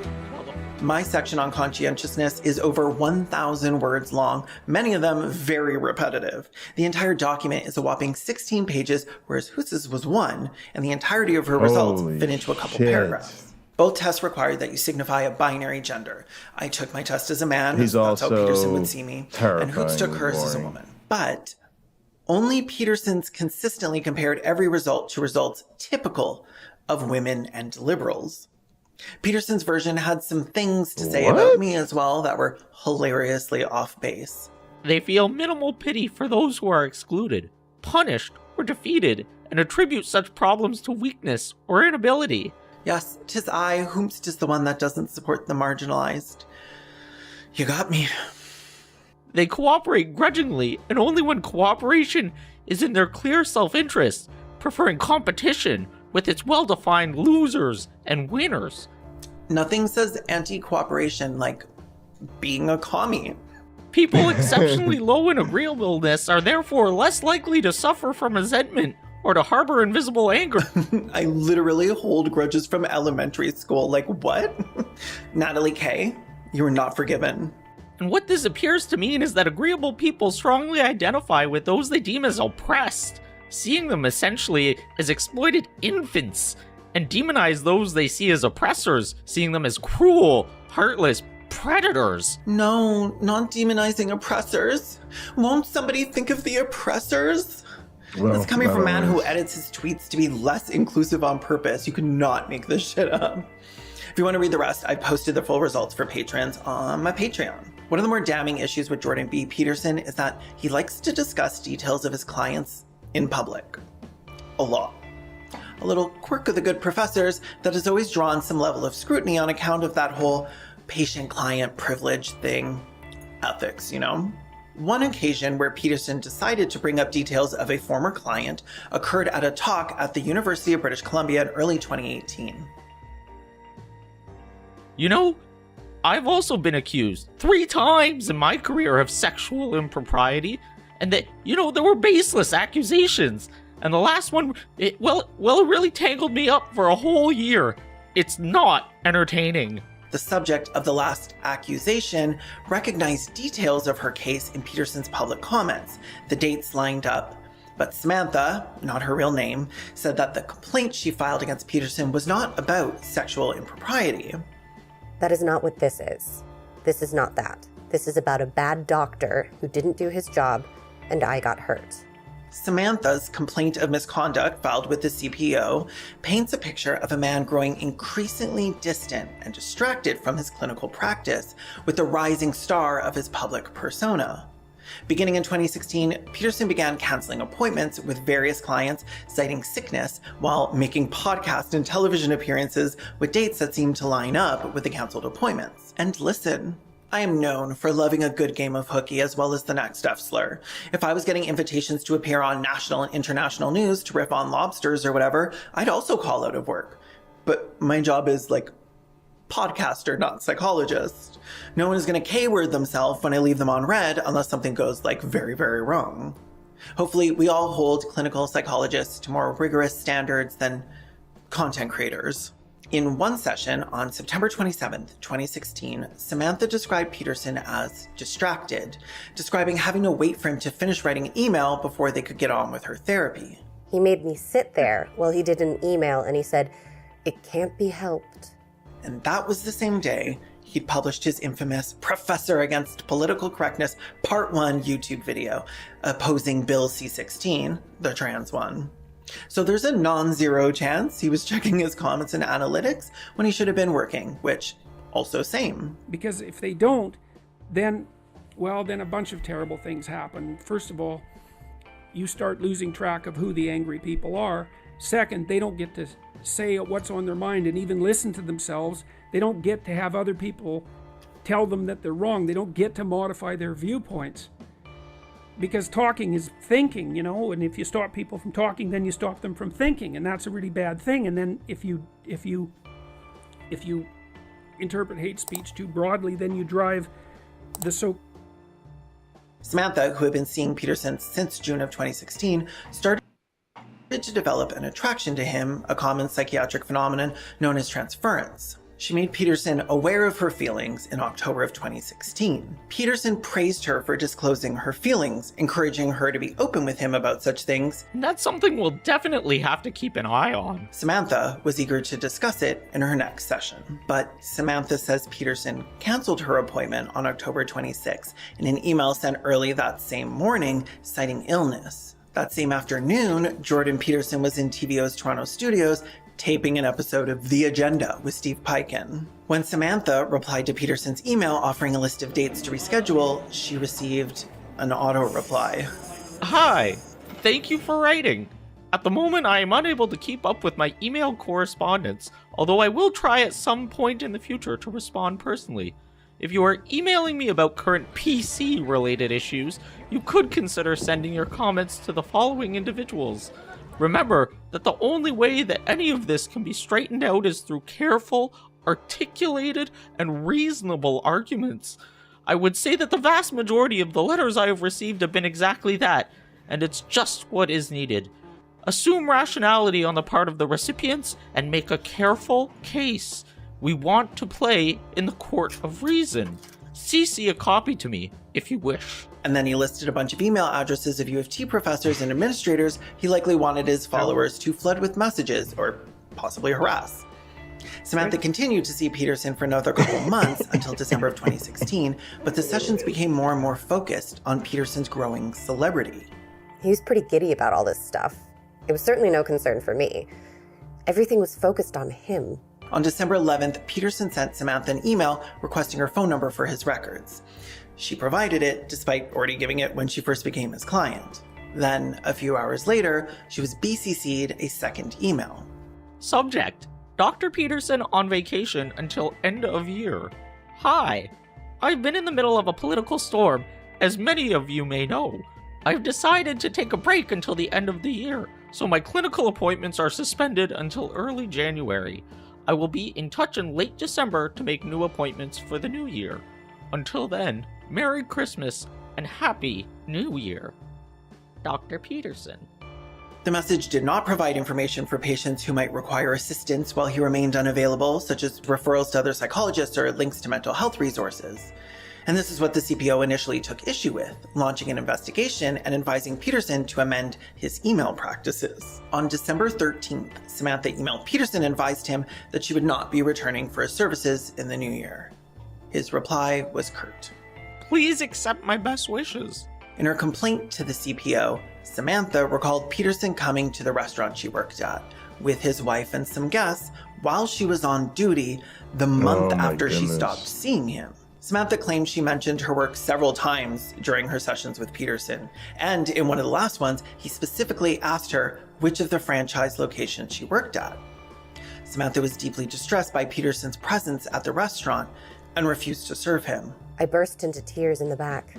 Had to be taken off the floor early. My bosses have never seen any such behavior from me and took careful note. I did not serve his table. I did not engage him in any way. Peterson told the CPO panel that he neither remembered she worked at that location nor saw her there, but he did agree to stop visiting that location after that.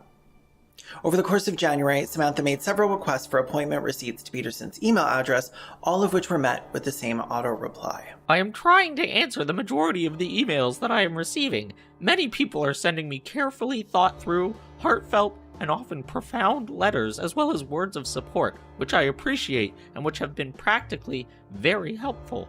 However, I literally cannot keep up. A few days occupied with other matters, and I am hundreds of emails behind.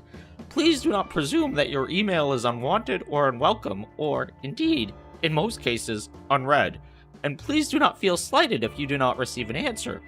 I would like to answer every letter, but it is simply impossible to do that and to maintain my other obligations.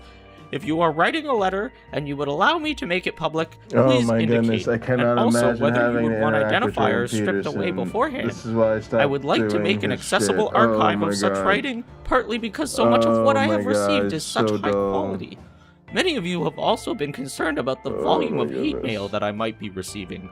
I have received a total of 3 negative letters, none of which could be truly considered seriously? hate mail. What That's kind it. of fucking For the auto last reply 4 is it? months. Holy Perhaps I have shit. received something approximating 2,000 letters of support over that time period. Holy, so bro, that's a pretty out of good the ratio, office, you good know? day to you. What is Truly, wrong with this thank you for fool? writing. Sincerely, Dr. Jordan B. Sincerely, Peterson. Samantha how would are you eventually not learn ready to via throw a yourself Toronto off Life a profile bridge of right Peterson now? that his wife Tammy worked as his assistant and handled all of his media requests. Samantha worried that Peterson's wife might have had access to the email she sent Peterson expressing her feelings for him and was humiliated. Peterson attempted to reinitiate therapy with Samantha around this time and requested that Samantha CC Tammy if she wanted to set up an appointment. After that, Samantha began making her receipt requests via text. Peterson responded in mid-March. I don't use text. That's the reason for the delay, and you have to use email. It's best to CC Tammy, who helps me schedule and keep track of what is vital. She knows nothing about you except that you are a client. I am, as I said, inundated with emails and other requests, so this is the way it has to be right now, as I have no other solution. The CPO shared Samantha's concerns about privacy, and as part of their findings, they recommended that Peterson should inform patients that staff might have access to some of their personal information and have patients sign consent forms to that effect. Of all the horrible things he has said and done, his treatment of Samantha and his other patients is among the most reprehensible and irresponsible. He was willfully abandoning patients to appear on BBC and Joe Rogan. He has shuttered his private practice and is retired from his professorship, but he still speaks publicly about former patients and students. Giving enough details and specifics, it's easy for the patients, or potentially their family, friends, or employers, to identify them. And his attempts at anonymizing don't seem to go very well, given that he released a PDF with a faulty censor on all of the personal details of all of his complainants, and tweeted it out to his, over 1 million followers? Effectively, should any of them want to look, doxing them. It doesn't really matter how good of a therapist he is, and based on the accounts I've read and the totally not therapy paid sessions he offered his Patreon patrons, there's no real reason to think that he is. His tenuous relationship with ethics should disqualify him from the field alone. So here we are, 6 years after Samantha submitted her complaint to the College of Psychologists of Ontario, and the CPO is once again investigating complaints filed against Jordan B. Peterson. This time by a number of his peers about his, let's say, unprofessional tweets. Sorry, not beautiful, and no amount of authoritarian tolerance is going to change that. Yeah, we streamed about that shit. That shit set me off. I mean, all of the right-wing rage about that set me off, but then him dogpiling on top of it all. Again, it just shows you, how can this person, take responsibility for the care of people's psychological well-being. And by the way, another clear demonstration of very low general intelligence. You're free to leave at any point. Such fun and unbelievable techno nightmare CCP hell. The main concern seems to be Peterson using his platform to promote pseudoscience like climate change denialism, vaccine conspiracies, and enforced monogamy as a cure-all for misogynistic violence, all under the guise of being a doctor and a psychologist. There's also significant concern surrounding his abject cruelty on social media platforms and how fitting it is for a psychologist to tweet out hateful rhetoric directed at groups of people or individuals, including those experiencing mental health crises. ER visits for self-harm among teen girls have doubled since 2009 #TeensInTech, but they identify as deserving of such harm, don't they? Hey, again, Jordan, I don't know what the hell I'm talking impact about. When I have to spend a second trying to figure out what the joke even is. He's trying to draw the comparison between two mental illnesses, like allowing someone to transition is allowing them to cut themselves. But they identify as deserving of such harm as clunky and impenetrable phrasing. Bless these nerds for being so consistently basic. They'd have so much more sway if they were, ever actually funny. The point here is, if Jordan Peterson still identifies as a clinical psychologist, he really shouldn't be making any jokes about mental illness, especially publicly. Overwhelming the reason I really like sense this of impending joke doom. Jordan Peterson tweeted out is because it's so revealing about his objective as a psychologist. Never mind that often transition is treatment for dysphoria, and trans people who are allowed to present the way they want are straight chillin', while people who self-harm will often escalate if left untreated. He isn't really concerned with patients' inner lives or contentment. It appears that his primary concern as a psychologist is not with making people happy, but with making them superficially presentable participants in his hierarchical conservative world template. He's also sold himself on demagoguery. He's marketed himself as the man with the answers.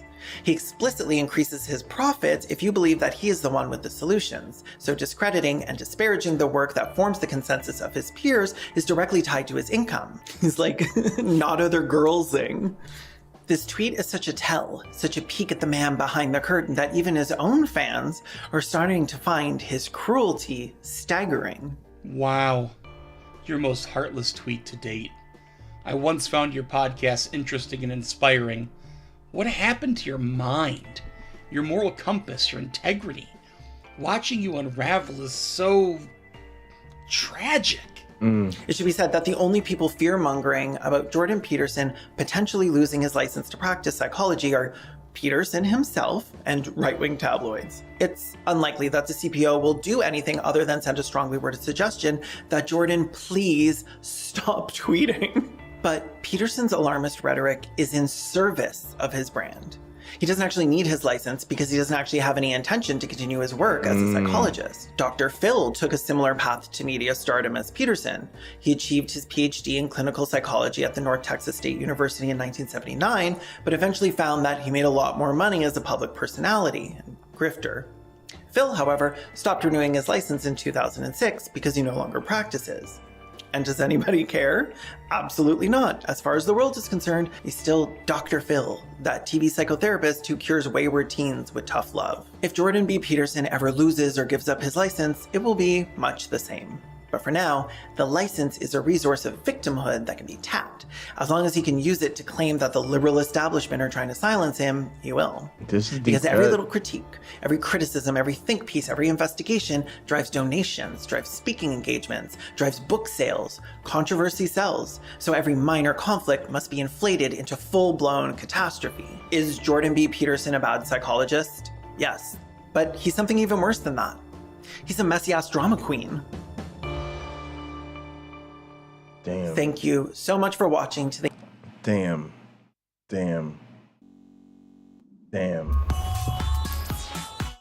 And for me, that's just the beginning of the problem.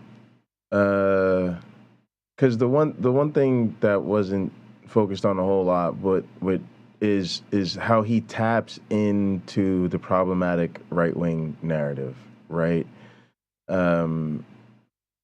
To me, he deliberately enables apologists and other right-wing grifters, and does so in a very problematic way, like intellectualizing a lot of the dogma that the fascists are really determined to, have us all live under.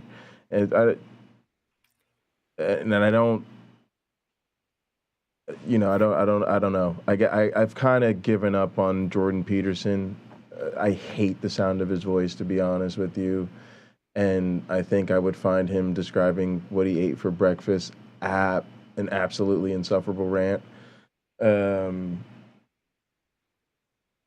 But he is a very problematic figure with a lot of influence. Go ahead, Steph. I said in the chat that Peterson is a lot like L. Ron Hubbard, except he's got a lot less imagination and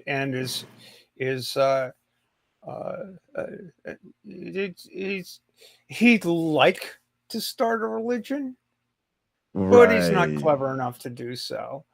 He's and what you were saying about his buying into right-wing discourse, he's pushing right-wing discourse. He literally stood against the inclusion of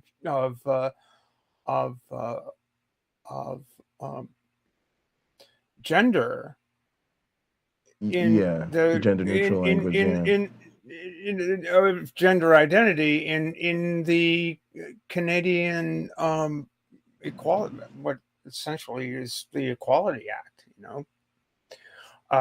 He pushed against that because he wanted to have the right to misgender people in his class. I mean, the man is devoted to his freedom to be a jackass, basically.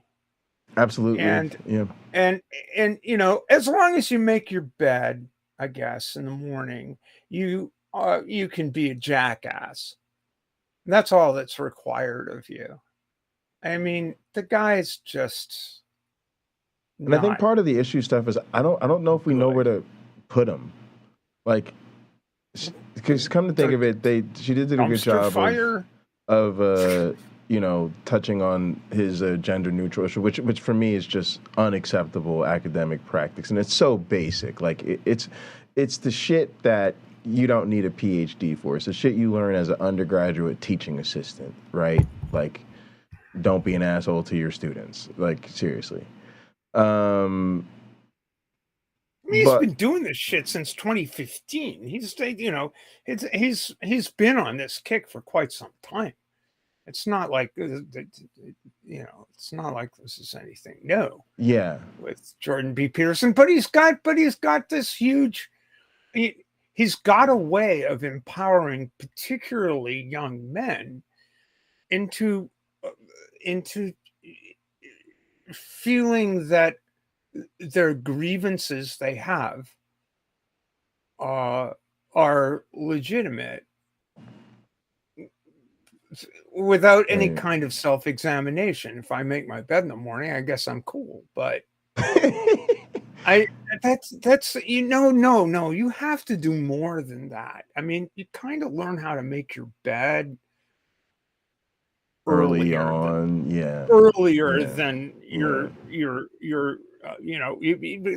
once you get beyond the age of 14 or 15, you kind of get that idea. Right. But that's a pretty goddamn low bar. Or like you don't. Decent man, you like his whole trope towards women, towards his whole trope is focused on it seems to me is focused on no, you're right. You are entitled to a woman's grace and sexual favors because of who you are. And at the same time, you are entitled to make judgments as to whether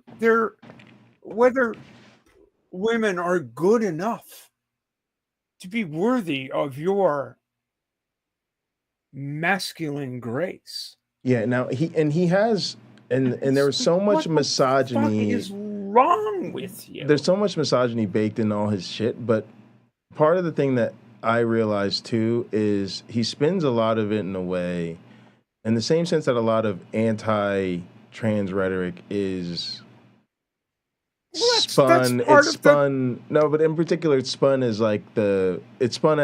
radical feminism, right? It's spun as a defense of women. He does a lot of his misogyny. But it's only a defense of women insofar as they meet the criteria that Jordan himself sets. Yeah. But I was just kind of comparing towards your ability to fulfill his idea of the perfect woman. That's why it is essentially misogynistic. It's like, it's trans misogyny, sure, but that's almost a side issue for Jordan. He wants to be able to define women, and he wants to give young men that permission.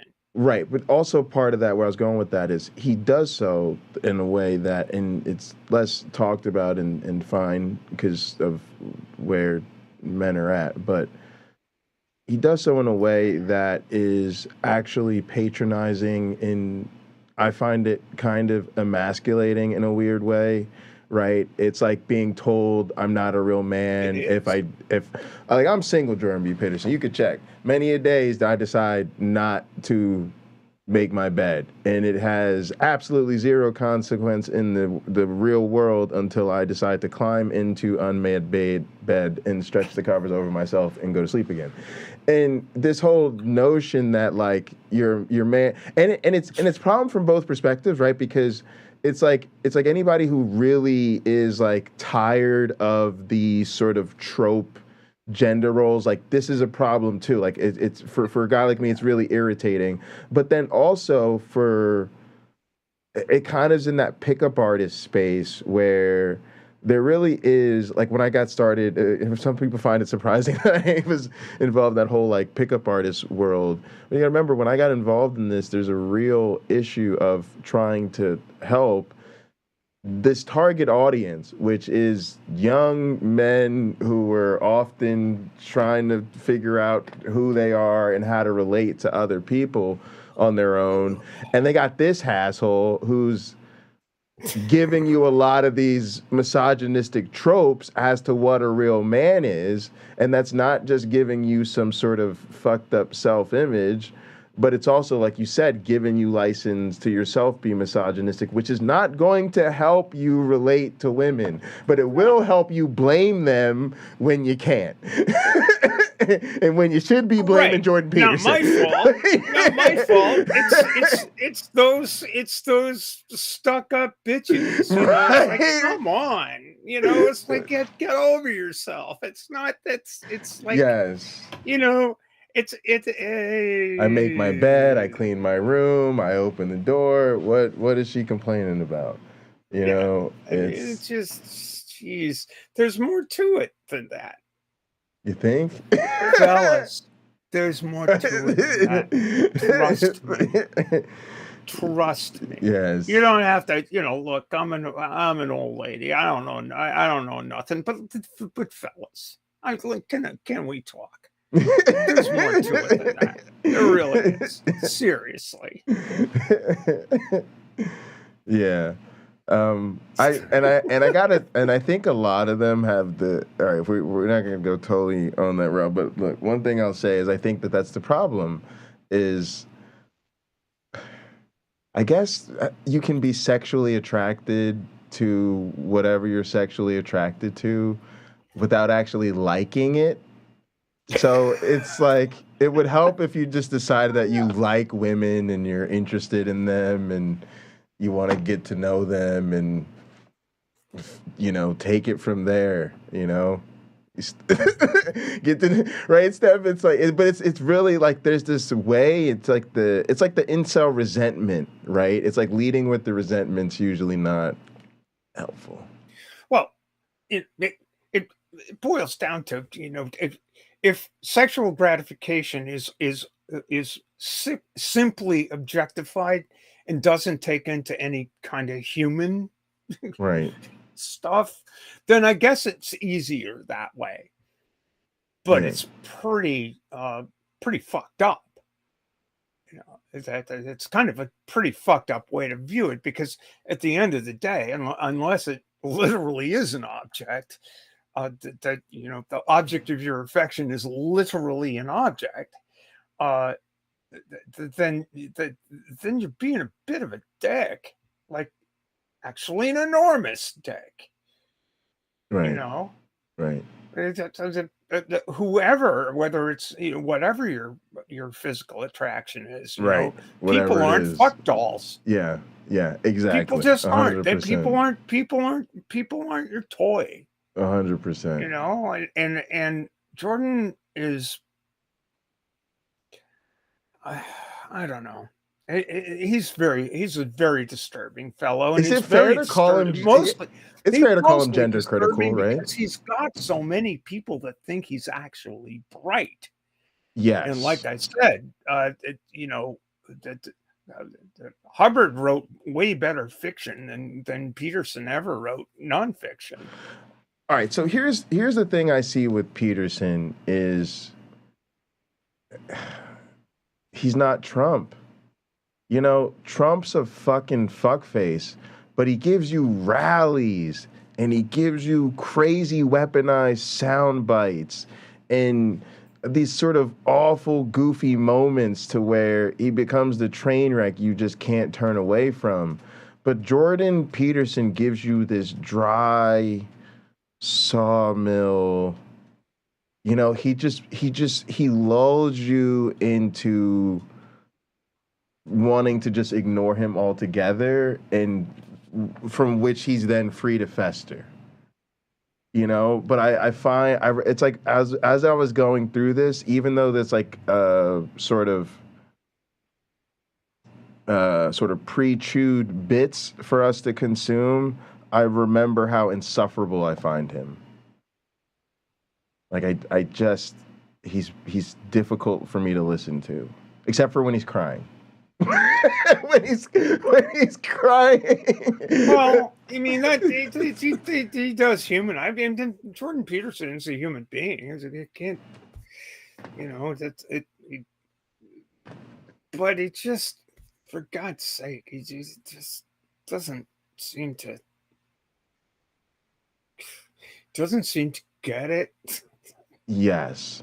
Also, I don't know where, I think part of the analysis too is I don't know where to put him on my grifter space, right? He's got a bit of the Joe Rogan thing going on where if you maybe were paying attention to him before you realize what a grifter he is, he halfway sounded reasonable on some things, and he kind of had that type of masculinity that's easy for young men to buy into, right or wrong, right? Because you might just not have been paying attention to the more problematic aspects. So there's that turn aspect, and then that mass popularity that reminds me, for better or worse, of a Joe Rogan, right? But then he's almost towards the William Lane Craig space, where he's not a full-on Christian apologist, but he similarly tries to bring academic credibility to pseudo-intellectual nonsense, and he's seen as more legitimate, right, because he's got those scholastic credentials, so he's not seen as much of a whack job. But now he's got this thing that almost is like Tucker, to where he's carved out enough of his own space to, like they're saying, losing or being persecuted by his profession is not a big deal to him. And if you watch even his production arc, he's like doing more of the, his own channel with his own regular content, building up his own production value, and almost making it towards he's going to have his own Jordan Peterson network soon or whatever. Bully for him. The thing is that, I personally, I think it would be an interesting thing to, maybe have a little bit of DMT with Joe Rogan, but I can't imagine having a good time dropping acid with Jordan Peterson. I just can't imagine. I can't imagine that going well. It would just be sort of when it got down to the dancing lobster spit, maybe it'd be fun, but I don't know. Absolutely, but he fits somewhere in in that weird space of like cultural leaders of that sort of demographic, though, right? In a weird way, and it's odd. Also, I want to get your take quickly on the Trump thing. Where are you at with CNN's town hall? CNN's town hall. Sorry, that's the Trump thing. Is what Trump thing? I think the media ought to wise up. I mean, how long can you be played by this guy? Right. I mean, apparently you can be played as long as it delivers ratings. My hope is that the ratings crater, and I think that. I think the ratings weren't all that great for given the fact that you've got Don John out there, and you get 3 million viewers or something, and it's like, well, that's not very good. I mean, that's a bad day for Tucker Carlson, before he got fired. Sure, but maybe, apparently it was a big day for CNN. How long is this guy's shelf life, really? But by the same token, I think major media outlets are concerned about ratings and about eyeballs on screens and asses in seats, and they won't give up on on a draw like Trump until it's no longer a draw. I think it's a problem too because this happens. You know, the good wrestling analogy here is Hulkamania. There comes a time where it's over and it's never going to be what it was, but it still is in a sort of league of its own, even on the decline, right? Because there are a few things that make most of us pay attention to the news, like Trump, even though, you know, Trump fatigue set in, you know, faster than COVID fatigue, and people are sick of it. They're not. I think you're right in the sense, like, I don't think he's ever going to be the draw he was, right? But I don't know what else the news has, because we're not interested in talking about the war, the pandemic, you know, murders, mass shootings really get a day or two in the news cycle at best until we're covering the next one. So he is still putting eyeballs on screens, asses to seats. And then the other thing I wanted to say about this is, like, in a sense, isn't this just tuning up? Because this is what you're getting at, I think. Isn't this tuning up for sort of round two?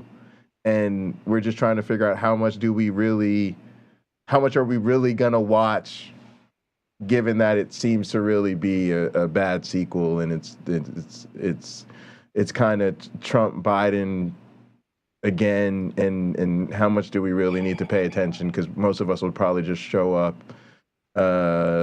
next November and do what we're going to do anyway. Well, yeah, it's the horse race stuff, and I think that one thing I've been thinking of a bit is that we've entered into a time period where it's not where the horse race is becoming less important than the shit that's real. Like, okay. Yeah. We went through maybe 20 years of horse race, you know, personality politics and this, that, and Sure. You know, and Everybody Hillary's watched the emails Iowa caucus and all, and Hunter Biden's laptops and the horse Yeah. race. But shit's gotten real. Women don't have access to the kind of healthcare that they require, that they need.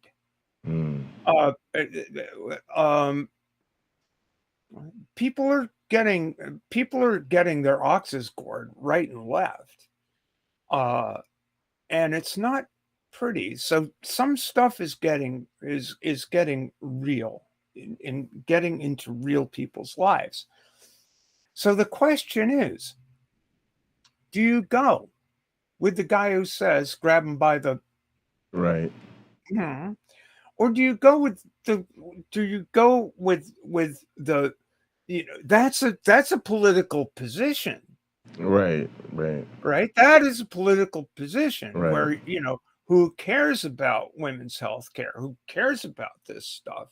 And who cares about some very fundamental issues in people's actual lives? Who cares about who you can marry? Who cares about who you can't? Who cares about where your kids go to school? Who cares about this, that, or the other thing? So maybe, just maybe, we're getting beyond the horse race and getting into issues that actually do affect people's lives. And the question is, who's going to have their eyes open enough to see that? But see, this is what drives me crazy about it, because on one hand, that suggests to me maybe we're beyond then, like, let's skip all this, right? Like, maybe we're beyond paying attention to the Iowa caucuses and going through this, like see me at the polls in November and we already know which way we're going.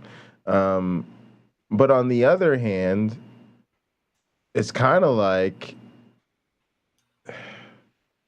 because these things are so pressing, should people be paying attention to what's going on? I find this whole thing genuinely perplexing. It's almost interesting too, because Trump has been very reluctant to come out of his shell on a major network. So yeah, it's weird. I think you're right. I think we're sort of beyond the pale. You know me, I don't even think there's a conversation to have because we can't elect any of these people, even dog catcher. Right. Well, that's what Joanne Reed was absolutely right. The only way the Republican Party is going to change is if they lose and lose big. If they start losing and losing big, then then their eyes will be open. You know, that's like, hey, we can't keep going along this way. I mean, it's like, regardless of their shitty attitudes, that nobody likes to lose. So that's like, well, maybe we do need to start dog whistling again instead of coming along with the Queen Mary. Right. Doing, right. But that's not gonna remove the essential bigotry of people who feel that way. They're just going to make it more polite again, which I guess in a certain sense is better than what we've got now, because at least we won't have people just out there saying, well, you know, kill all the right. Make sure all the don't get the you know, right. which in a certain sense is I don't know, it's a little bit better. But that doesn't mean we're going to be, you know, we're never going to be done with bigots. I'm afraid. I don't believe. I think that, you know, I think we're always going to be saddled with people who have horrific notions and preconceived notions about people's humanity, and their deservingness of being treated as fellow citizens and human beings. But that's really, you know, in other words, the assholes are always with you. You know, it's like Jesus said, the poor are always with you. Well, the assholes are too, and they're usually not poor. You know, some of them are, but whatever. It's you know, we're always going to be saddled with idiots. Yeah, and I don't know what CNN and MSNBC, all these people are going to do, because the problem to me is the fucking news media is so invested, and you know they've learned that what sells is the horse race, is the controversy, is the this, is the that. Sure. As far as the actual facts are concerned, they could give a fuck. Yeah. You know, it's the old man bites dog thing. Yeah, and it might be this. They're just stuck on this thing, and I don't know if that's going to change either. This might be the death nail of these traditional platforms, or they might just slide further into their decline. Because on one hand, you got Fox News, who's, you know, pretty much checked out the game at this point. To anybody who's even cares about what's really going on, obviously. But now you're seeing basically MSN and, you know, the more mainstream platforms, because I don't know what they're going to do, right? They got to cover this stuff, right? They're committed to covering this election already, right? So we're in for a year plus of this madness. They're going to have to cover both sides of it. And if it isn't Trump, it's going to be DeSantis or Pence or some other Christian nationalist who they're going to have to sell as giving equal voice to as Joe Biden or whoever else comes out. And they're always going to be looking for the, look, you know, it's close. Who can tell? And blah, blah, blah. It's oh my, look at this. And which elides the entire question of, well, you know, editorially, where are we going to stand on exactly? Are we going to are we going to elevate the positions of each protagonist to the same level of consideration, of ethical consideration, of moral consideration, of political consideration? are we going to put them on the same platform? Are you going to say that someone who is devoted to the principles of American democracy, which come out of the principles of the Enlightenment, let's not talk about founding fathers and their foibles, but are you gonna put someone who is advocating for an authoritarian mindset that is in principle elevating one group over another, right? And as sitting on equal footing with the principles of egalitarianism, of the rights of the minority, yes, balanced against the rights of the majority. Yeah. I mean, are you going to have that? Are you going to foster that? I don't think we will. And what is the tone? Because we're not going to see that, because that's not the way it works. The horse race is the way is what gets people to pay attention. Absolutely. And I want to see even like where MSNBC comes out, because Joy Reid's been pretty base lately.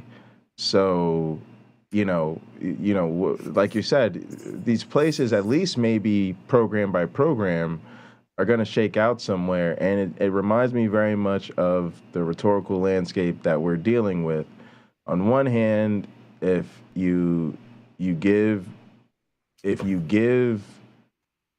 all antagonists equal footing, you've got a platforming problem. And if you're willing to take a stand and say, I'm simply not going to do that, well, now you've got to be willing to take on the fact that you're an echo chamber in the liberal media. And I hate to say it, I've always wanted the media to just take it on the chin and go with it. But again, they're going to play that game where, God forbid, they be called woke allies, right?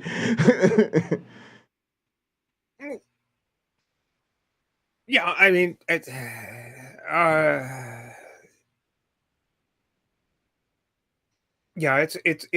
hard to figure out the media landscape. I mean, it's hard to figure out.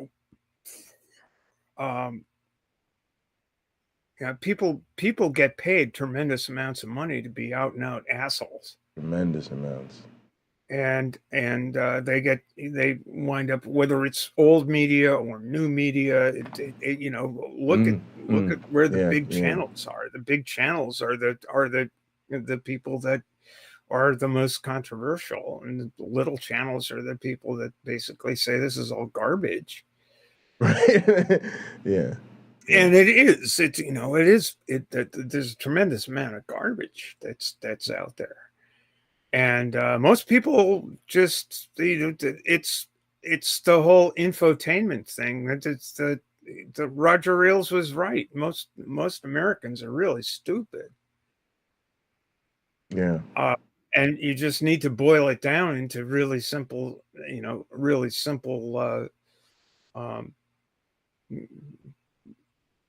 bite-sized ideas that people can chew on with or without their dentures in. It's sad. It's sad. I mean, you'd think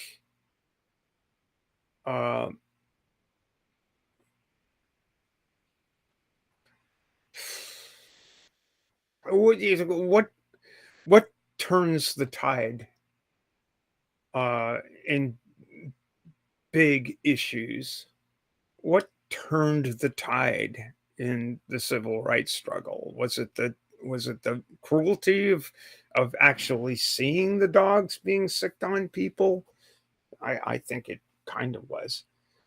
And the fire hoses that you seeing that stuff on TV? Was it with Vietnam? Was it seeing the naked girl running down the street after being napalmed? I mean, what turns the tide for people? Where do the vast majority of people turn the corner and say, this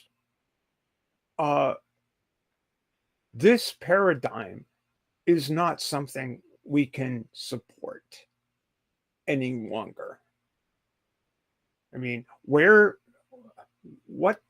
does turn the corner? I don't know anymore. I really don't.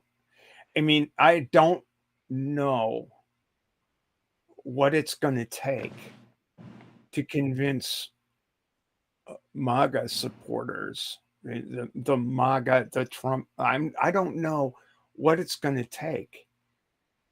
If the man can be convicted of sexual, basically held accountable for sexually assaulting a woman,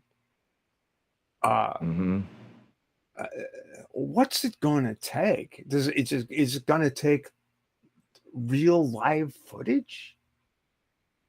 What the hell is it going to take to get people to convince people that this is a bad dude?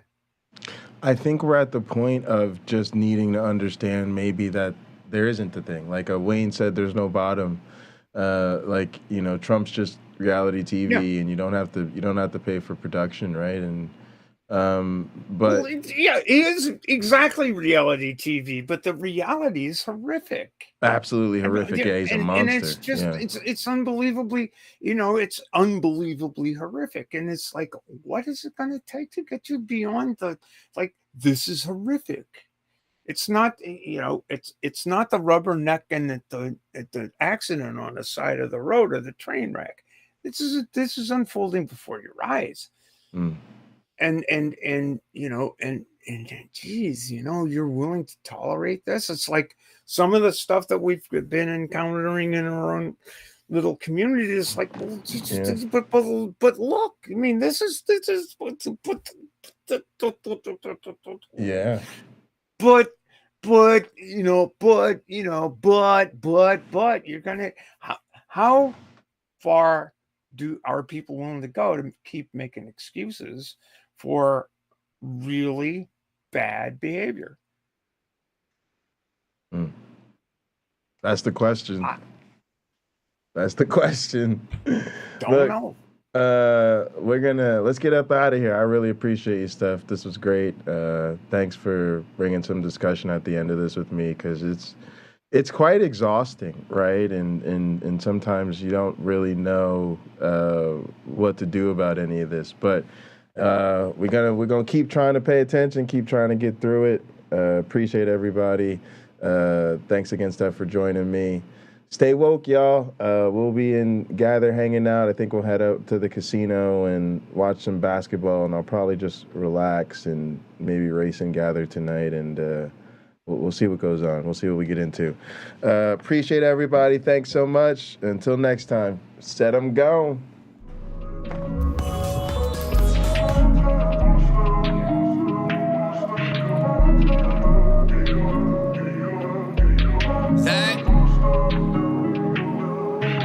Why she wanna leave me alone? Saying all I do is wrong. No rights when they been left turns. Playing that she gotta let it burn. Saying that the house not a home. Sunshine cause she heard it all before. Sometimes she don't wanna be alone. Most times she don't want me gone. She don't know I try my all. She don't know I sprung in the sun, but I'm going in the winter, so we good to the fall. Remember how I told you I get it and I win. Now I'm got it, you ain't answer my call. Wonder if I've been moving too strong. Maybe I just been moving too boss. Really hate when the feeling get lost. Nowadays she just dodge my calls. And the game don't lose like Paul. Young legend Miss John like Wall. And I wish you never met like Carl. Dick game lay it down like law. Made plans but you canceled them all. I was just trying to splurge in the mall. Now I'm home stacking bread till you call. It's time to roll. She tryna slide. We smoking Zah. Stop acting shy. Cause you a demon when I get between your thighs, girl. You like my rib, you know I need you by my side, girl. It's time to roll. She tryna ride. We smoking. Stop acting shy. Cause you a demon when I get between your thighs, girl. You like my rib, you know I need you by my side, girl. Be smoking that side. I'm tryna get high. She said that she not ready for love, stop wasting my time. I got demons in my closet, I can't hide. I did this is wrong, they wish I died. Damn, I tried. They won't believe me when I say this. Oh my God, what a blessing. Hello, Phoenix, that's my twin. I told these hoes they won't get my heart again, not again. Cause they went missing when I needed just a friend. They went missing, yeah, they all went missing. They don't want no smoke, they hit the blunt and started tripping. My daughter about to be 5, I ain't got no time to be bitching. I'm still reminiscing, we ain't had no food in the kitchen. I gotta go and stack. I'm waiting, know I'm heading, but I'm going out. I hit the side, now your Zach feel like I'm throwing up. And I just took another perk, cause one wasn't enough. Yeah.